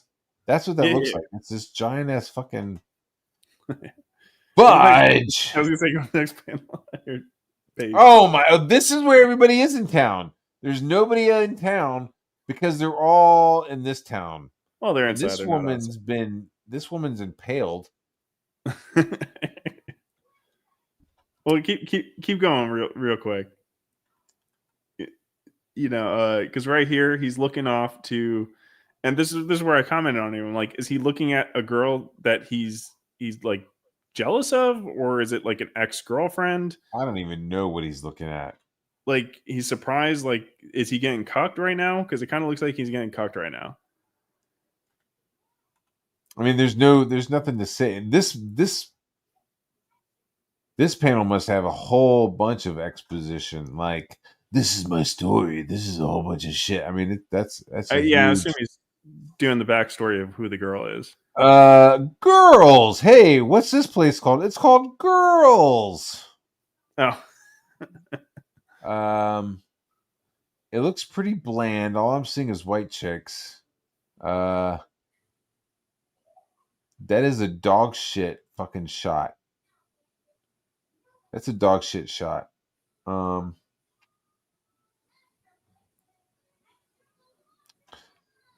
Yeah, I would have. Yeah, I don't know. I think it would have made it like a one, like maybe a longer shot, but then I would have broken up and like just been. I would have used the opportunity to draw a bunch of hot chicks in like 4 or 5 panels. I mean, like snapshots, like you have a shot of him, right? Like here's his shot, and then it's almost like a POV of him, right? Where he's like, he looks over here, bam, that's a panel. Looks over there, bam, that's a panel. Looks over there, bam, that's a panel. Just like just like quick money shots. Does that make sense? Yeah. And then you plop them down. I wouldn't do a story like this. Not that you can't, but it's just like I probably would have done that first panel as the whole page. Motherfucker, that you're right. You're right. That could have been a double page. You know what, dude? I did that recently with fucking Rock and Roll Ninja and was like, hey, man, can we just insert a fucking double page here? And it was like, well, we don't really need to do it for the story. I'm like, I just want to draw a fucking crazy double page spread. Can we just insert that here? Yeah. I'm still waiting to hear back. I don't know if I've got some clout, but I don't know if I've got that clout. But yeah, the guys like leave one place.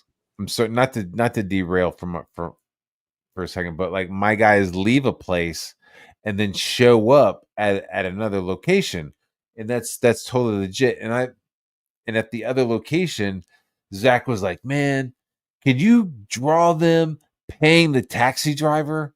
Because we rarely see that ever, right?" So it's like, all right, cool, yeah, no problem.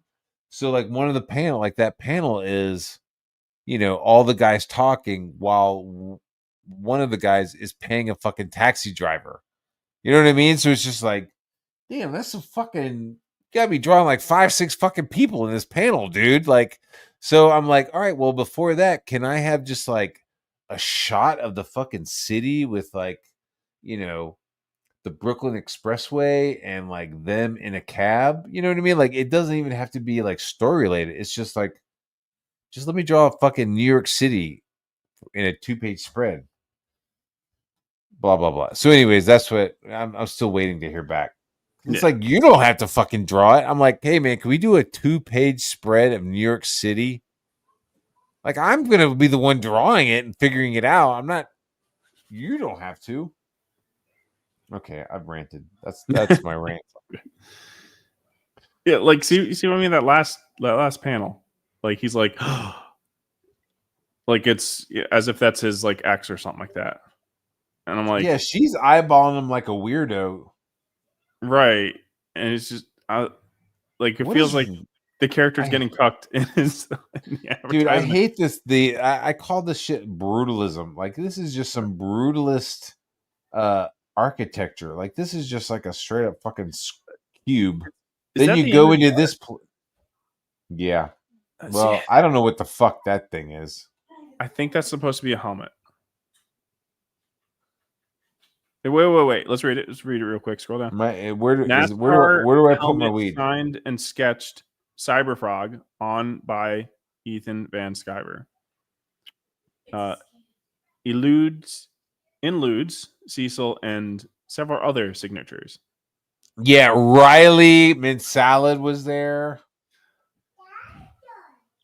I don't know. It's the sentence whack, but would you want that? Would you be like, yo, man? Well, how much is the helmet? Whose signatures are on it? Like, shouldn't you know whose signatures are on it? What do you mean several other signatures? Does it say? I guess maybe it says. Are these cracks? Are these fucking cracks in it? Oh, maybe it's cool. Like, yeah, I don't know. It's confusing. What's this fucking thing at the top? Is he NASCAR? Or is he a fucking snork? Like, what the fuck is that? I don't know. But like, so that was the end of the art, right? So like, that was supposed to get me interested. The guy's car breaks down and then he gets cucked at the end. There's supposed to be demons involved. The only thing that shows, I don't know. The only thing that has any demons is Salty Buttholes. This guy, Salty Butthole, has demons. Yeah. Well, so doesn't the bottom one too, kind of? Yeah, this is fucking metal as fuck, dude. Right. Is there a demon? I don't know if there's going to be demons in there. I just think there's going to be like something his girlfriend, or maybe that's a girl he's interested in. Hey, and you know like what? This is a good lesson. This is a good lesson for campaigns. Okay? Don't show the first 5 pages if they're fucking dog shit boring. Or have your artists work on like 5 pages of the climax or 5 pages of the fucking hot money sauce. Because this is, it's like I want to see this. Like show me when they're in when he's racing in hell, and his numbers is 666, and he's like, I want to see this comic book. This is not the comic book you're fucking selling me. Well, you don't have to show the first 5 panels either. You could just show like what, unless it's like a 25 or 20 page comic, which then again it's a $30 I think is the what? How much is this? Go verify that. I want to check that. $30. So I don't know. I like if you only have like 20 pages, yeah, you can't really advertise much. But if it's like 50 or 70, then yeah, maybe show panels a little bit later in the story to try to get people interested. I mean, if you have 30 pages, 30 pages for $30, no way. Well, I mean, just as a printing, like what is it, like 40, 48 maybe? I imagine it has to be more, but I don't think it tells us anywhere how many pages the comic has, which is crazy. Hey, how many pages is going to be? It could be fucking less than Wiggles' book. Like, here's your book. Here's the 5 pages. That's all you get. The rest is prose, dude. The rest is like fucking. Yeah, this I don't give a fuck. The gun looks stupid. I don't know what this fucking weirdo is in the background. Yeah, the gun's a little silly. Was it like 3 barrels going on? Maybe. We got a boop. Sci-Fi Gaming is here. Fantastic, because I have to go. I've already had a Red Bull, and now I'm on my second beer. I'm getting ready for tonight. I was going to say, I got to go urinate. I should pop off now, actually. Oh, you do? Okay. Hey, no. I've been sticking around longer than I should. No, dude. I appreciate you coming on. Hey, so real quick, so I did the drawing for you. Yeah, I need to find out the dimensions. So you need like a few inches added to the top and to the sides. I think it's just the top. Is it just the top? Well, so I just need space so I can fit a title in, right? So yeah. I'll get you the total dimensions of what it's supposed to be. I'll message it to you. Yeah, because did you already message it to me? Am I drunk now and I don't remember? I don't remember. I'll double check. Yeah, double check. If you give me the dimensions, then I'll make it happen. Everything else is bueno that we talked about. All right. Have a good one. Later. All right, man. Peace. So what did I miss? Everything. You missed everything, dude. Yeah, it seems about right.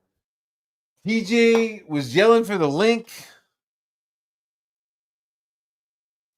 Now I'm being asked to be banned.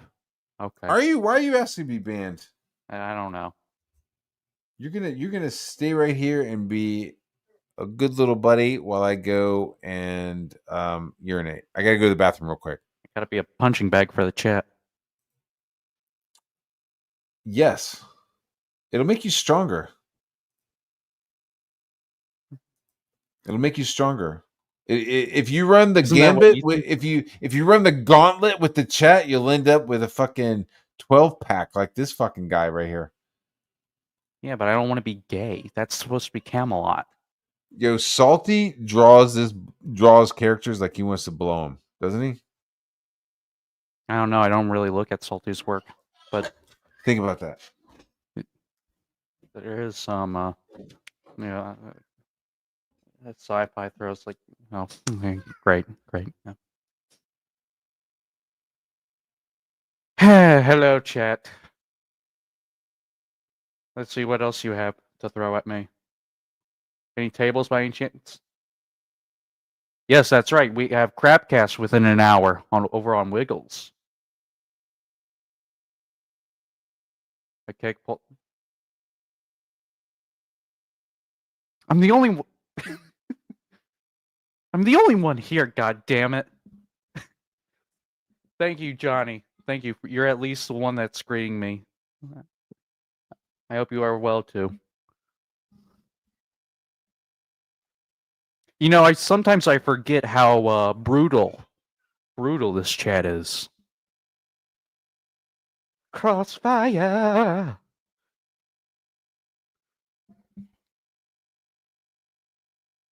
Kickball for TJ in chat. You know what? That's actually a very good idea. Press 1 if you want to ban TJ from this chat right now. If you want to call him the N-word, press 2.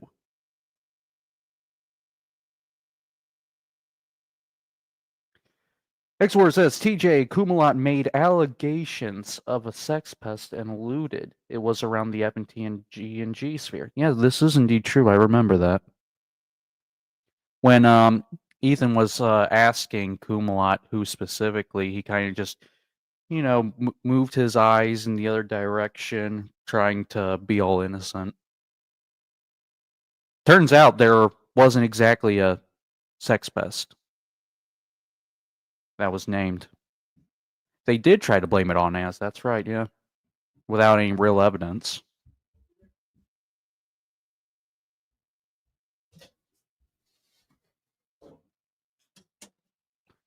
And I believe I hear Matt returning to the room after he's had a beer and has taken a nice piss. Did you? Did I say the You haven't N-word? showed No. anything. Thank God.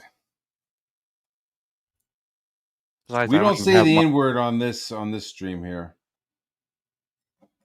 Come on Besides, in. I don't even have Come on in, mod TJ. privileges. You don't? What the fuck? Why not? I don't know. I was never given a wrench. I never asked for a wrench.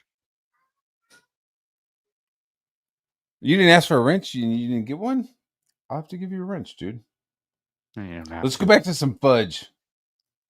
Well, the chat X-War, as you could see, was fighting TJ about what Kumalat was doing. Remember when he was saying there was a sex pest but didn't want to give any names, and basically everyone alluded to as? What's going on, TJ? What's up, fellas? What's good? What's good? Happy Monday. Are you drinking right now? Nigga, what you think? I'm not. No, this isn't a judging. It's happy hour, right? So I'm saying, are you what are you drinking? And man, the king of biz. I'm American. Budweiser, brother. Budweiser, buddy. Oh shit! Yes, sir. That's the king of biz.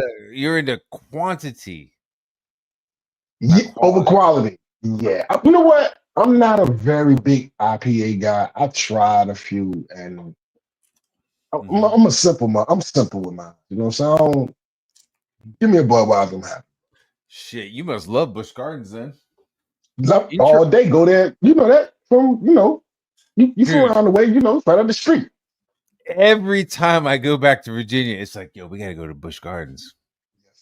Yes, sir. Listen, when DJ we would go that Flint, Michigan water against CPR. Look, my dad, man, I messed with him. When we was kids, like we'd be in his he had a gold Torino, Grand Torino, right? So like we would be in the car, he'd see that we're going somewhere, and then just like out of the blue, be like, you know what? Fuck it, let's go to Busch Gardens instead. We would just go to Busch Gardens and shit.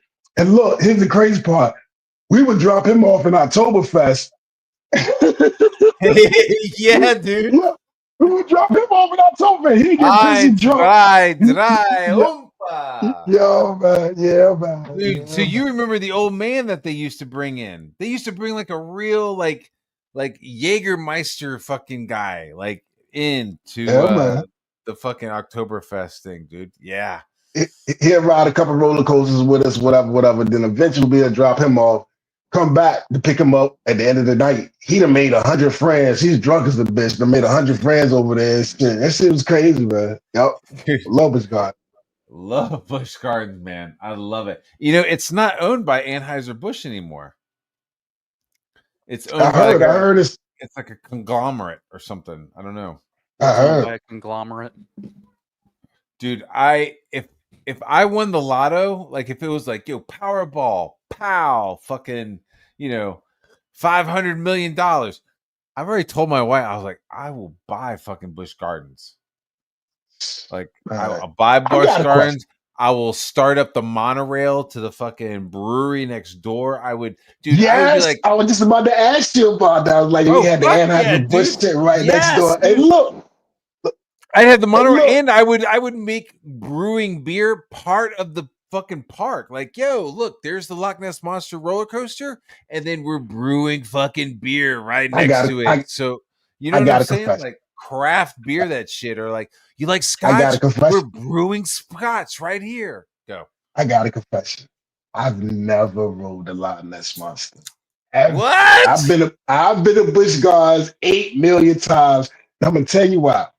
When I was little, and because my dad took me to, we went to Disney World when we was once, whatever. He had Kings of Maine, but we didn't really do Kings of Maine too tough. It was always Busch Gardens. Yeah, it's a little far north. Yeah.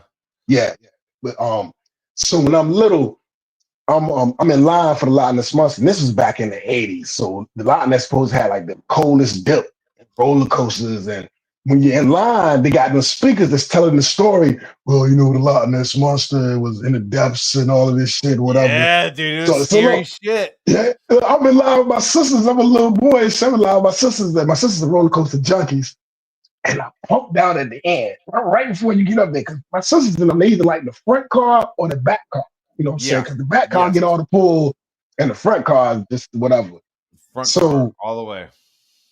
I pumped out. And I've rode everything in the park, Griffin, all of that shit. I've never rode a Loch Ness Monster. It's just something I'm just like, I'm not doing it. I don't know why.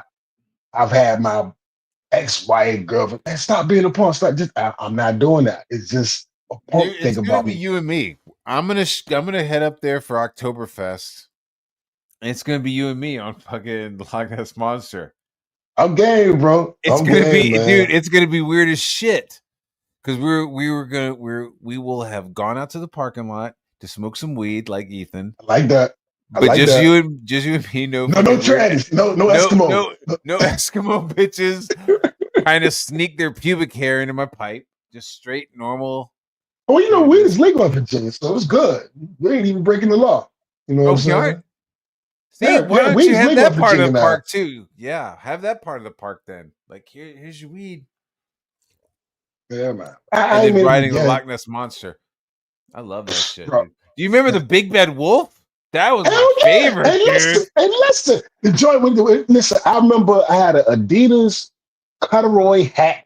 I'm a little dude, had an Adidas corduroy hat. And the same thing when you in line, they talk about, well, the Big Bad Wolf is the werewolf, and he comes in. So I'm standing in line. But this time my daddy ain't letting me punk out. You getting on this one. You ain't gonna punk out. You gonna get on this one. And, the car swing or whatever.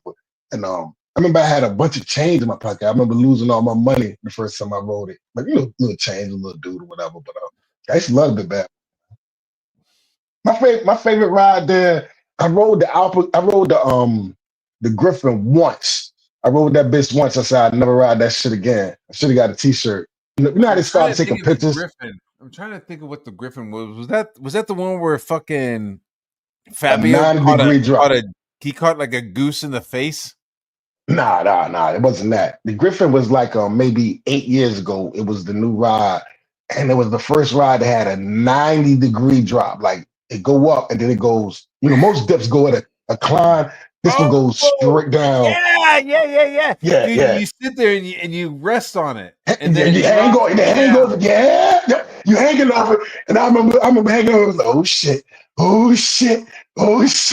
And then this drop like 4 across, right? It's more than 4. It's like it's a lot of people across, right? It's a wide coaster. And your feet are hanging because you're sitting like on a bicycle seat or something. You're not really sitting. You're not sitting in a joint. Your feet are hanging and shit. Yeah, man. I rode that bitch once. I said I'd never ride it again. I should have bought a t-shirt. And that was when they started having them cameras to take the pictures of you going down the first dip. And I was there with a friend of mine. Yeah. My picture was horrible. It was horrible. I looked like a stone cold. So I graduate from fucking Dimby. I had my graduation at Hampton Coliseum. I got Okay. family in town, right? I got like family from Tennessee. Yeah, the next day you go to Busch Gardens. It's a tradition. Go to Busch Gardens. Yeah. That's the next Saturday. That's everybody does that. After graduation, you go to Busch Gardens. So we're in Busch Gardens, right? And it's like me and my mom in the Loch Ness Monster, and we ride. And I know I'm like, I look to see where the cameras are taking their photo, right? So I'm like, okay. So when I get out of that spot, as soon as I get out of that like cave swirl, that's when they'll take the picture. So I like just fucking stuck up my middle fingers, right? Yeah, like fuck this, right? Young and rebellious, dude. Yeah, I was being stupid and I was being a 18-year-old or whatever, 17-year-old. And dude, there was fucking people waiting for me when I got off. Oh, word?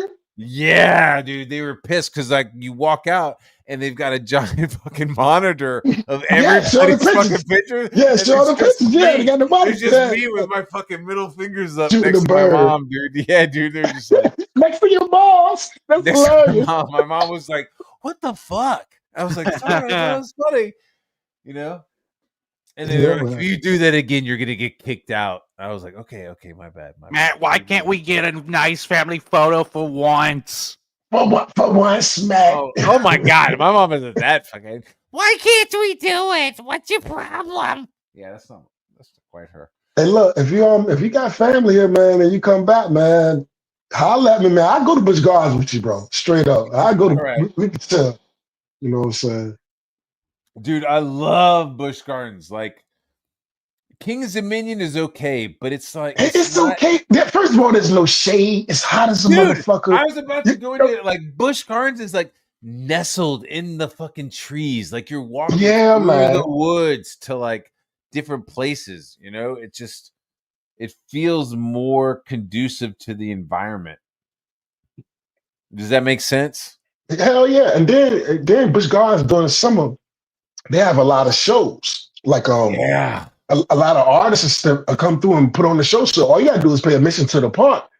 And I remember one time I'm gonna go see Usher there. You know what I'm saying? Like you'll pay admission to the park, but then Usher or somebody else will be there doing the show. You catch the train over there and shit. The shit cool as hell, man. And they got a Hollow Scream joint. Dude, that's when we tend to go. We tend to go during the Oktoberfest Hollow Scream, where it's like it's kind of chilly. You know, and at nighttime everything starts to, woo! Yeah, man. Then when riding roller coasters at night is a motherfucker because you can't see nothing and it's got the lights up there, man. Yeah, dude. So and I got one question. King's Dominion just kind of like flattened everything. Like King's Dominion kind of came in, flattened it, and then built everything. You know, so there's just not. It just feels like I'm walking around a parking lot at King's Dominion. Exactly, bro. It's like, I don't know. It seems like a big fair, like a large state fair, and it doesn't have a personality. Like Busch Gardens has a personality. King's Dominion don't really. It got dope rides and all of that, but it just don't really have a personality, man. And, dude, when I was going, it was very Hanna-Barbera, like mid '80s. You know what I mean? Like early '80s, mid '80s. It was. You ever rode the Shockwave? Yeah, I remember the first stand up roller coaster was the first one that just standing up. Yeah, I remember riding that. I rode that shit. Yeah, I never rode the Grizzly because that motherfucker was made of wood. That's how long ago I was going there, and it was bro. I'm like, that shit made of wood, man. I ain't getting no shit made of wood. Fuck that. No shit. Yeah, shit, dude. Yeah. I mean, yeah, but it's like, okay, so the Grizzly is like, hey. It's made of quote unquote wood. Ooh, like it's like it makes it scary, but it's really like super fucking fortified, right? Because like compared to like the Cyclone on Coney Island, where like fucking bolts are shooting out of it every time you like ride it. You know, it's like they're like the Cyclone on Coney Island. They're like, do you have your tetanus shot? Okay, they're like. Please keep your hands in the car because you'll get fucking lockjaw. Like you'll you're fucked. Wait, what? It wasn't even just that it was made of wood. It was like old school. So you get down in the seat, and all that shit had was a little bar to go over your waist. Yeah. Remember, like old school roller coaster. What They was ain't the got the other shit. one? The Rebel Yell? The Rebel Yell. The Rebel Yell. And the Rebel Yell, you get up there, and you ain't know if it was gonna go forward or backwards. Cause you're giving that bitch, and it might go backwards to fuck you up. Yeah, man. The old the older wooden roller coasters were like clackety, clackety, clackety. But like the newer ones were like you were in a car that like it had several wheels on a beam. Does that make sense? Like it wasn't like your own gravity and weight kept you on the track with the wooden ones. Like the newer ones, they kind of wrapped themselves around these like poles that they like used as tracks. Like I'm trying to explain it and I can't. I'm gonna go smoke a cigarette, but I got one question. What's up, Kurt? Man. What's up, guys? I got one question, and before I go smoke a cigarette, especially with Busch Gardens, because like you said, Busch Gardens is kind of like in the woods, shit or whatever, right? If you can see it from the interstate, all that good shit, whatever. Where are the fucking bugs? Have you ever noticed there's no bugs? Like, what are they doing? Busch Gardens? Yeah, like in that entire park, there's no bugs. Like there's not flies everywhere. Even if you sit down eating outside, you'll get one of them turkey legs or whatever. Yeah, there's no bugs. There's no bugs. Like, one time I was like, where the fuck are the bugs? Like, what are they doing? Dude, the like, amount. Oh my god, dude! I'm just thinking about like the amount of money that is spent in that place. I'm like, yo, let's go to fucking New Canada and get a barbecue plate, right? Where you just get the whole like, ribs and the cornbread and the fucking turkey leg, and then you're like, oh my god, we're in France, and oh my god, let me go get a strudel. Let me go to Germany and get a strudel. Yeah. Yeah, I love it. I love Busch Gardens, man. But as a kid, man, I'm down with the money though. As an adult in Busch Gardens, I'm just like, yeah, I'm okay with like just spending a fuck ton of money because that's. Yeah, I get. There's you go to Oktoberfest. You go into the Oktoberfest house. Do you ever go to the other side brewery tap room that they have for the adults? I've been there like once or twice with my dad. I've been there, but I couldn't drink then. I was a young buck. You know what I'm saying? But yeah, dude, that's where they have the good beers. Yeah, man. Bro, I'm telling you, man, we would go. My dad would. That's one thing. He did a lot of things, whatever. But we would go to Busch Gardens on a whim, just like not even planning it. We'll be on somewhere else. He'd be like, "Fuck it, let's go to Busch Gardens," because it's an hour up the street. You know what I'm saying? It's only an hour up the street. He'd be like, "Fuck it, let's go to Busch Gardens," and they'd drop his ass off at Oktoberfest and have a ball, bro. I think I have some cigarette. Go. What's up, Kirby? Kirby. What's up, man? It's my mornings. Good morning. Just watching you guys and hearing you guys. Saw the link. Trying to get back into drawing. Yeah, get on in. Everything. Yeah, I've been drawing dudes marking each other, and then on the other hand, I have to draw children. And it's like trying to study both at the same time is conflicting. Yeah, as an artist, you need to be able to handle both. Mango's not happy right now. Just like a good soldier needs to be able to handle a rifle and a pistol. You need to be able to handle. I don't know why I'm trying to fucking equate being an artist and being a fucking murder machine. And let's see. Who do you think drew this? Do you guys like this? It looks good. I don't know. Very plain, right? I mean, I like it. It looks good. Yeah, the lighting, the coloring is dope. Line work's interesting too. I wish there was more curved. It seems to be very like these are my perspective lines. Like he's not right. Well, what is that style back in is it the 80s it came about? What this style? This style of architecture? In terms of architecture. Where there was no curves. It's a little older. This is more of like a Frank Lloyd Wright. Yeah. Frank Lloyd Wright had lots of long straight lines because he was a short little Jewish fella. I'm just kidding. Yeah. He was a little fella, but he did a lot of like short, straight lines that would open up into bigger expanses. This is from Invincible. I don't know if you guys have read or heard. I of have the Invincible. compendiums. Invincible's dope as shit, dude. Yeah, season 3 is going to be coming out soon. I wonder how that's going to turn out. I don't know. There you go. I'll show you what I've been working on. Reaper Destroyer. That's in Toledo, Ohio right now. So should be on my doorstep tomorrow. Did you guys back this? Did you guys back up? What? You didn't back Reaper Destroyer? I'm buying parts for a new PC. Got the CPU today. Wait a minute. What am I doing, Reaper? What am I doing? Oh, here we go. This is what I'm doing. There you go. So, got this guy, cut this dude's leg right here, and he's going to stab him in the neck. Now, originally when I drew it, the perspective was really off. So now I'm trying to correct everything. And that's what I'm working on right now. So we're looking down. Camera's looking downwards at these guys. Mm-hmm. I don't know, man. Anything you could give me, I'll take. You know. Mm-hmm. Yeah. So, and then let's see, the children. So this is supposed to be a little girl, and I was having trouble like drawing kids. See? Yeah. Yeah. Because I've been drawing dudes just killing each other all day.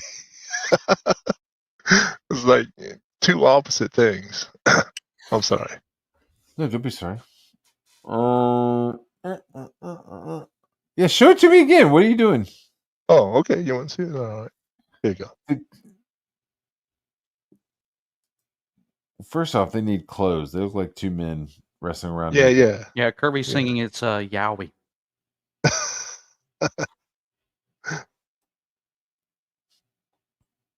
You know what Yowie is, Matt? No, I don't know what Yahweh is. It sounds like some ching ching ching shit. I'll give you one word: gay. Oh, Yahweh is gay manga. Yeah. Mm-hmm. Well, I think this needs some blood. I don't see anybody touching dicks or anything. It doesn't seem gay. Yeah. So the blood would be coming out this way, right? Because you stab him in the neck, or this way, right? Yeah, both. Fuck it. Yeah. And then these helmets I designed usually have a face mask, but I was thinking like it'd be better if I didn't have a face mask. You know, Duke's eyes like ah. Yeah. Give us some Yeah. emoting. Yeah. So I want. This is what I'm going with, you know, and just have no eyes, no one else's eyes except my kids.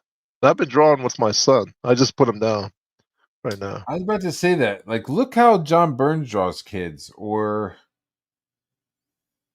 I'm not saying swipe or copy, but you know, just check out how kids are drawn by stuff. You know. Yeah. Thank you, John Burns. All right. Thank you. Let's see. You want to see the page? So this is the same girl. Like, there's nothing. I mean, yeah, like it's, you know, look at how kids in Akira are drawn, maybe, or something. You know. Okay. There's nothing wrong with that. There's nothing wrong with like looking like, dude, like look at how kids are drawn in Iron Giant. Oh yeah. Iron Giant is awesome. Yeah, dude, there's so much character. So much character in all the characters. You know, from the general to the Snoopy G-Man. You know. Yeah, dude. Just like Google like you know, character sheets. Pixar kids, you know what I mean, and you'll be like, oh, okay, not like final drawing, but like the early conceptual drawings of a lot of these kids stuff is like, oh yeah, there you go. That's like the pencil drawings.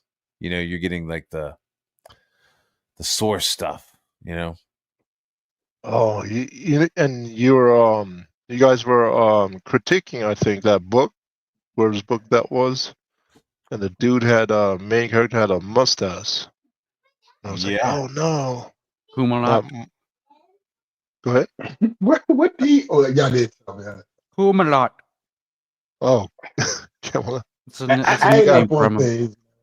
Seemed like a pretty. I guess he did some fuck shit. I don't know. I guess he did some fuck shit. So He's a fucking fairy. Who's a Kumalat? Yep. Yeah. Whatever. Right? I mean, I don't want to like begrudge a guy too bad. Like he's from a small town. There was like a chick that he was trying to fuck, and she was like, "Hey, do you want to go to a furry convention?" And so he went. Looked like Jesse Milestone. Look, he's from a small town. All right, he's from a small town. The selection of trim wasn't that good. The only available trim wanted to go to a furry con, and he went. And now he's stuck with that shit on the internet. I don't know. What do you think, TJ? I know, hey man, I don't know. You ever watch Malcolm in the Middle? I went to the barbershop. Now you got to understand the barbershop around the way is it's real in the barbershop out Norfolk, bro. You know what I'm saying? Downtown Norfolk. You know what I'm saying? And with the dudes that can cut real nice or whatever. You know what I'm saying? And there's all types of shit going on in there or whatever. You know what I'm saying? Motherfuckers is doing all. I'm dead ass. You know, for real. It's like all types of shit going on in there. It's the barbershop. And hold on. I remember, Matt Fowler said in chat, John Burns' kids are awful. So I Googled it. And I think Yucky was talking about this to me before. So this guy draws his children as little old men. Hold on a second, Kurt. I was trying to say something. You about to go the whole nine jump. Look, right. I'm sorry, we were talking about this before he came in. I just my man, Googled it. The dude, the old shit, he's selling weed out of, you know what I'm saying, dudes in there drinking. And, you know, it's the barbershop. Shoot dice, the hustle man come in selling shit, whatever. And one of the dudes that was in there, you know, he's a nerd on the low. You know what I'm saying? He like, whatever. He asked me, he was like, yo, there's a con coming. We call it cosplay type shit or whatever. Yeah. It was coming to the scope. It was like, because I've been talking, like, yeah, man, I like Star Wars, I like comic books, whatever, we go just shooting shit, whatever. He was like, yo, you want to go? And I was like, well, he was like, yo, there'd be some hot bitches in there. This is what he was telling me, you know. So he was like, yo, the hot bitches be at the cons and shit or whatever.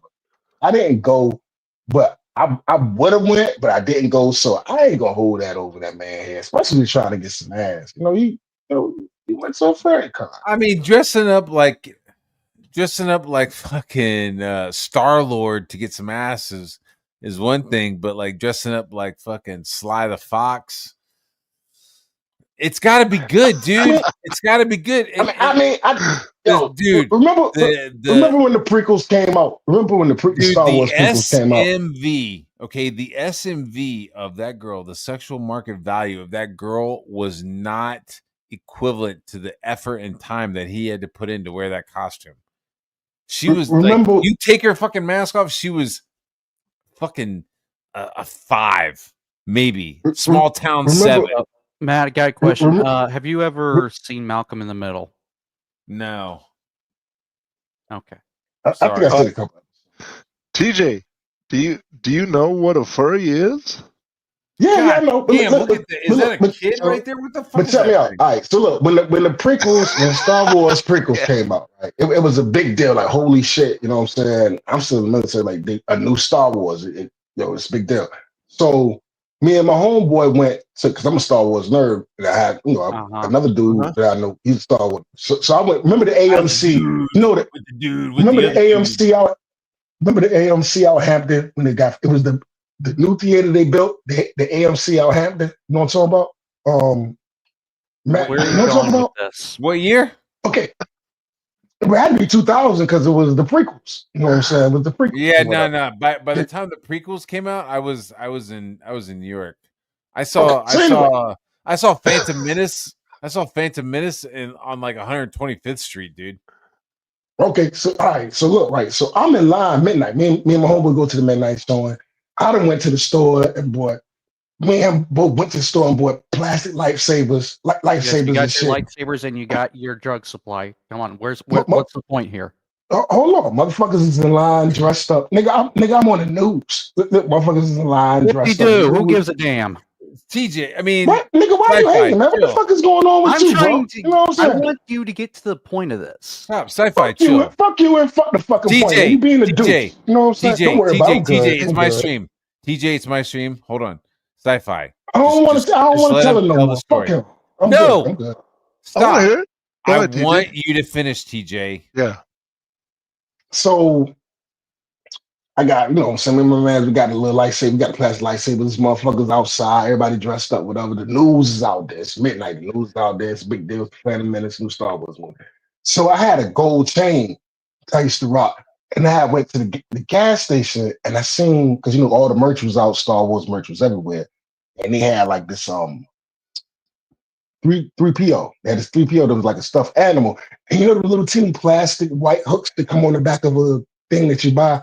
So I bought the bitch out the gas station, took my charm off that was in my chain, and so it looked like I'm out there with a big ass Run DMC chain with a big 3PO on this shit, on some nigga shit. You know what I'm saying? And the news, I end up on the news. Yeah, how you feel about this? And I'm just geeking out and shit. That's what I was saying. So that's all I was saying, man. Geeking out ain't nothing wrong with geeking out, man. Especially if you're trying to get some ass.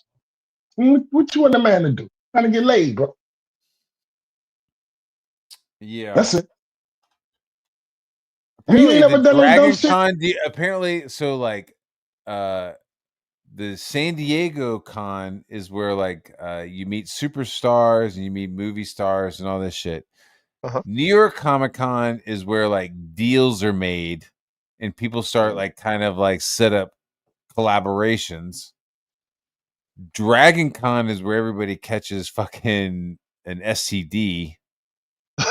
So if you want to go to a con where you're just there to like fucking cosplay, like Dragon Con is the one. Well, TJ, TJ, you have to understand it's a furry con. Furry convention. You know what? It's no Dragon Con's not a furry convention. It is just what like we're talking about is an open cesspool of fucking and costumes. What we're talking about here, the furries is a bunch of motherfuckers dressed up like stuffed animals. Yeah, like stuffed animals. More than there's that, no dude. titty It's and really ass. much more than that. So like it's different. Like, I understand what you're saying. Like it ain't hurting nobody. You know what I mean? Out there, but. Dude, where is this TJ news footage? Where is this TJ news footage? Bro, is it on Wavy? Is it on Wavy TV 10? This was way before the YouTube, bro. It was Wavy TV.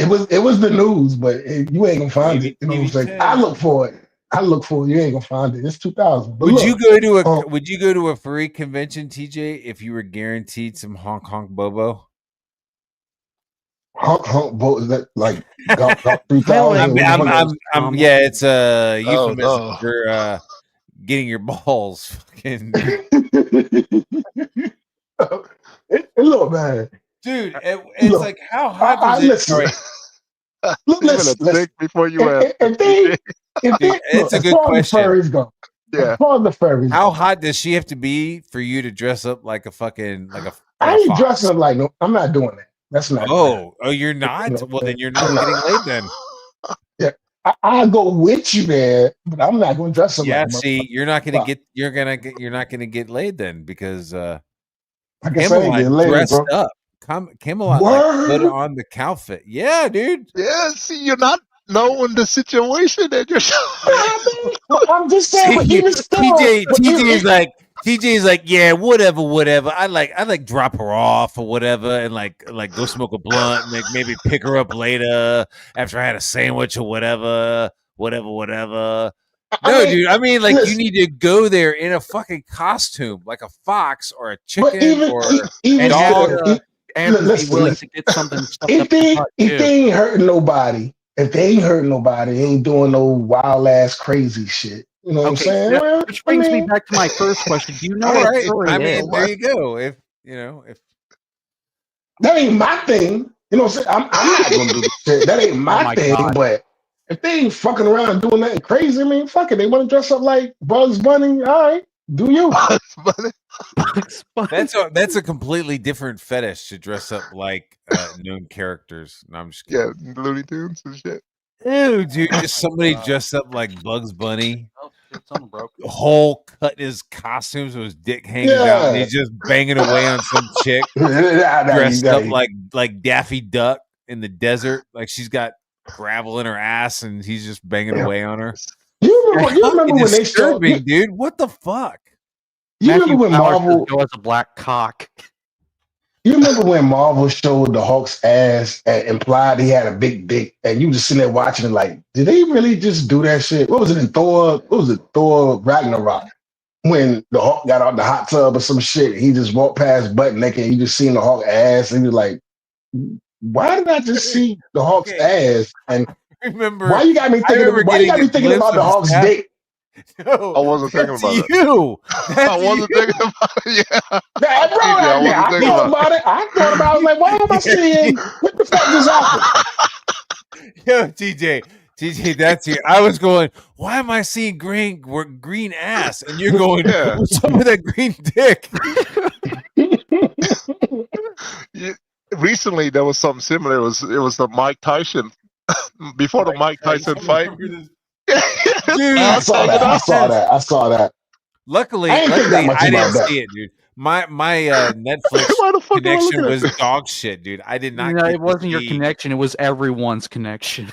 No, dude, that was such dog. I kept hitting like refresh, so I missed. Mike everyone Tyson's was having ass that issue. Well, I saw that. Japanese internet was perfect. I could see the whole thing. You know. I didn't think about North America. I'm sorry. No, go ahead. I didn't think about Mike because I looked at it as, first of all, Mike don't give a fuck. Second of all, that's the world he comes from. So it's like you're talking to, like, say people like this in the NBA or NFL, like when female reporters go back in the locker room after the game, half them dudes be like butt naked. You know what I'm saying? Because she's in the locker room. Good game. Slap good game or whatever. Yeah. Because it's the locker room. It is what it is. So I didn't think. First of all, like I said, Mike don't give a fuck. And then second of all, to him, that's the world he lives in. You know what I'm saying? Nudity is, sports, bro. Military, sports, whatever. So I didn't think much about it. But that shit was why, I ain't gonna lie to you. When he did turn around and walk away, I was like, what the fuck? He was all serious during that interview, like serious questions to his son. And then he was answering. Seriously, dude. He was so serious. He was so serious, and then when he came out to the ring, it was fucking dog shit, dude. I never watched the fight, which made me. Dude, that dog shit was horrible. I saw the girl fight. I saw when she got that eye split, and I had made a beer run. I want to my daughter up, dude. That fucking. Excuse me. That chick's eye it made me want to. That was a mean cut. Yo, it looked like she had a vagina on the fucking side of her eye. Dude. It had to come from a butt. I don't think. Oh, it did. Normally, it did. Cut that big come from a butt because I hair butted a dude before. Fuck all that. But anyway, when y'all were buck naked in the oil and shit. No. Anyway, so they were wrestling, and the girl got headbutt. That was not a. A split from the glove. That was a butt and bone on face.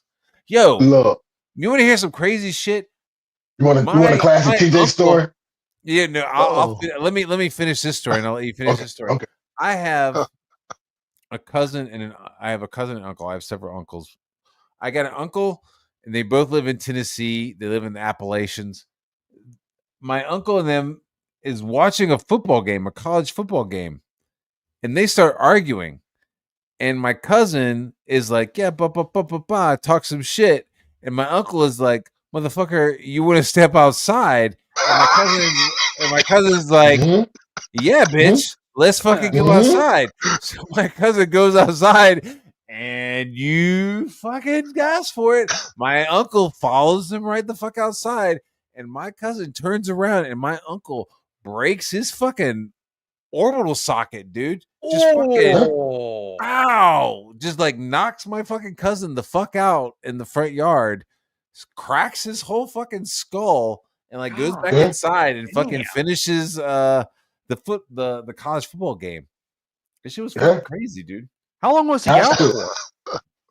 Let's do shit. Long enough. I mean, my aunt came over and was like, "What the fuck?" The Matt Barr clan. Dude, let me tell you, this is crazy because my aunt is a fucking brawler too, dude. You're fucking crazy, Matt Barr. Like Matt Barr, like so my aunt Donnie is like in her fucking 60s, right?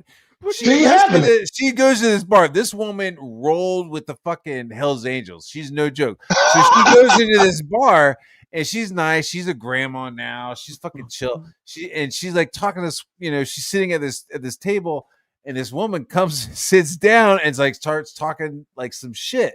And this is true story, dude. This is fucking wild.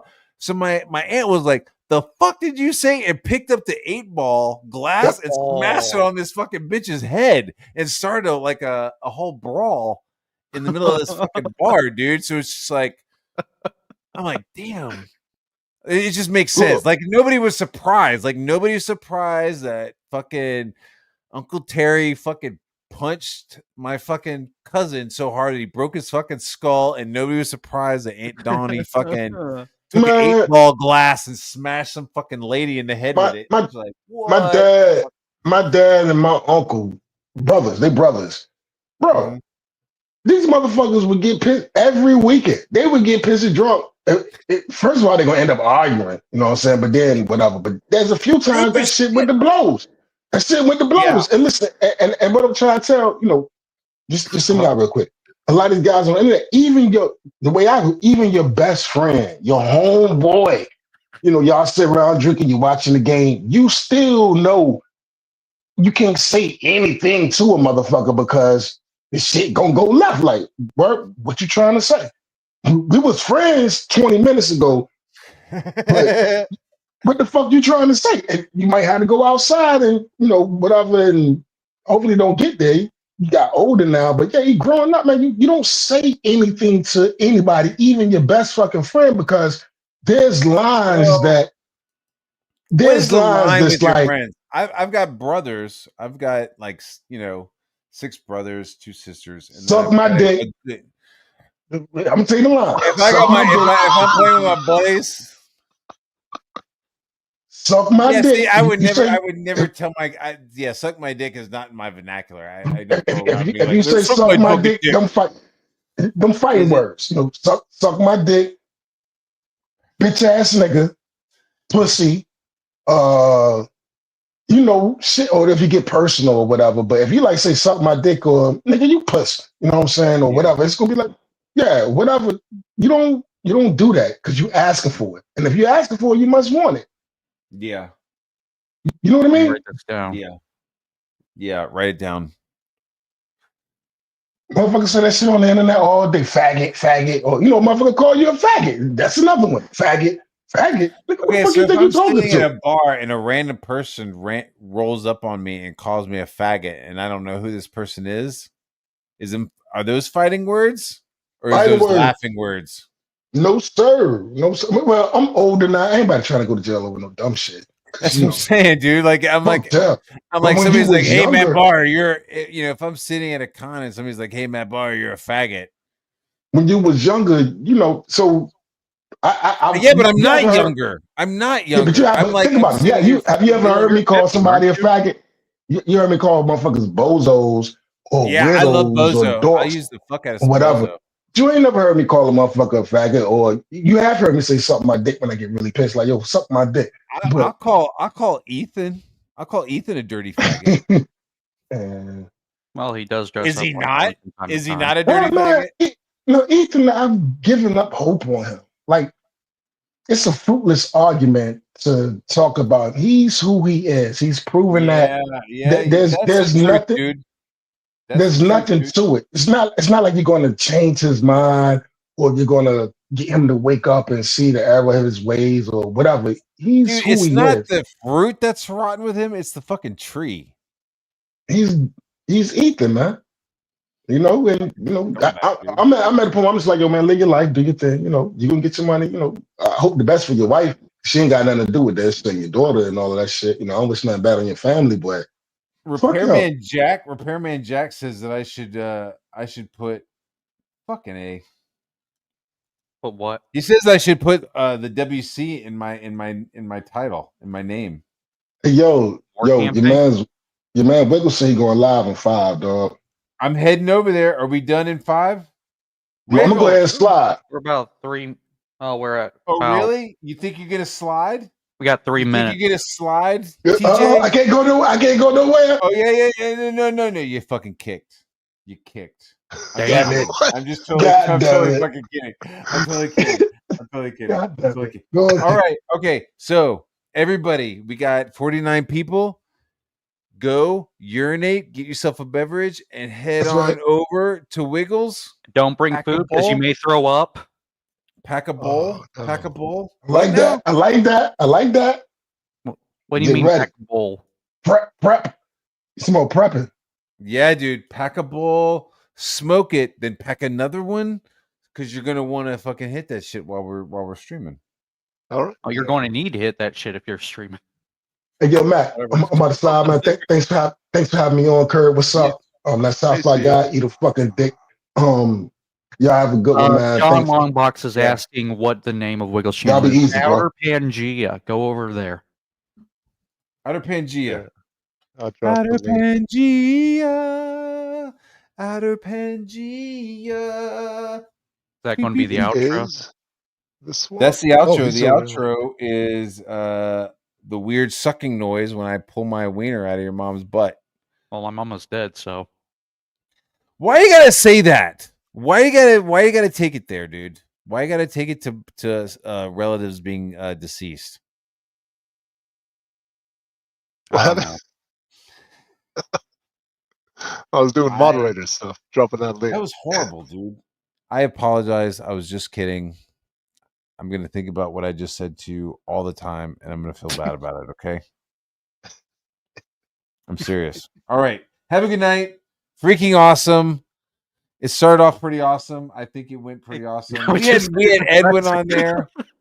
Everything was awesome until sci-fi came on. But other than that, it was pretty awesome. So go pee-pee, go poo-poo, use wet wipes, and I'll see you over at Wiggles.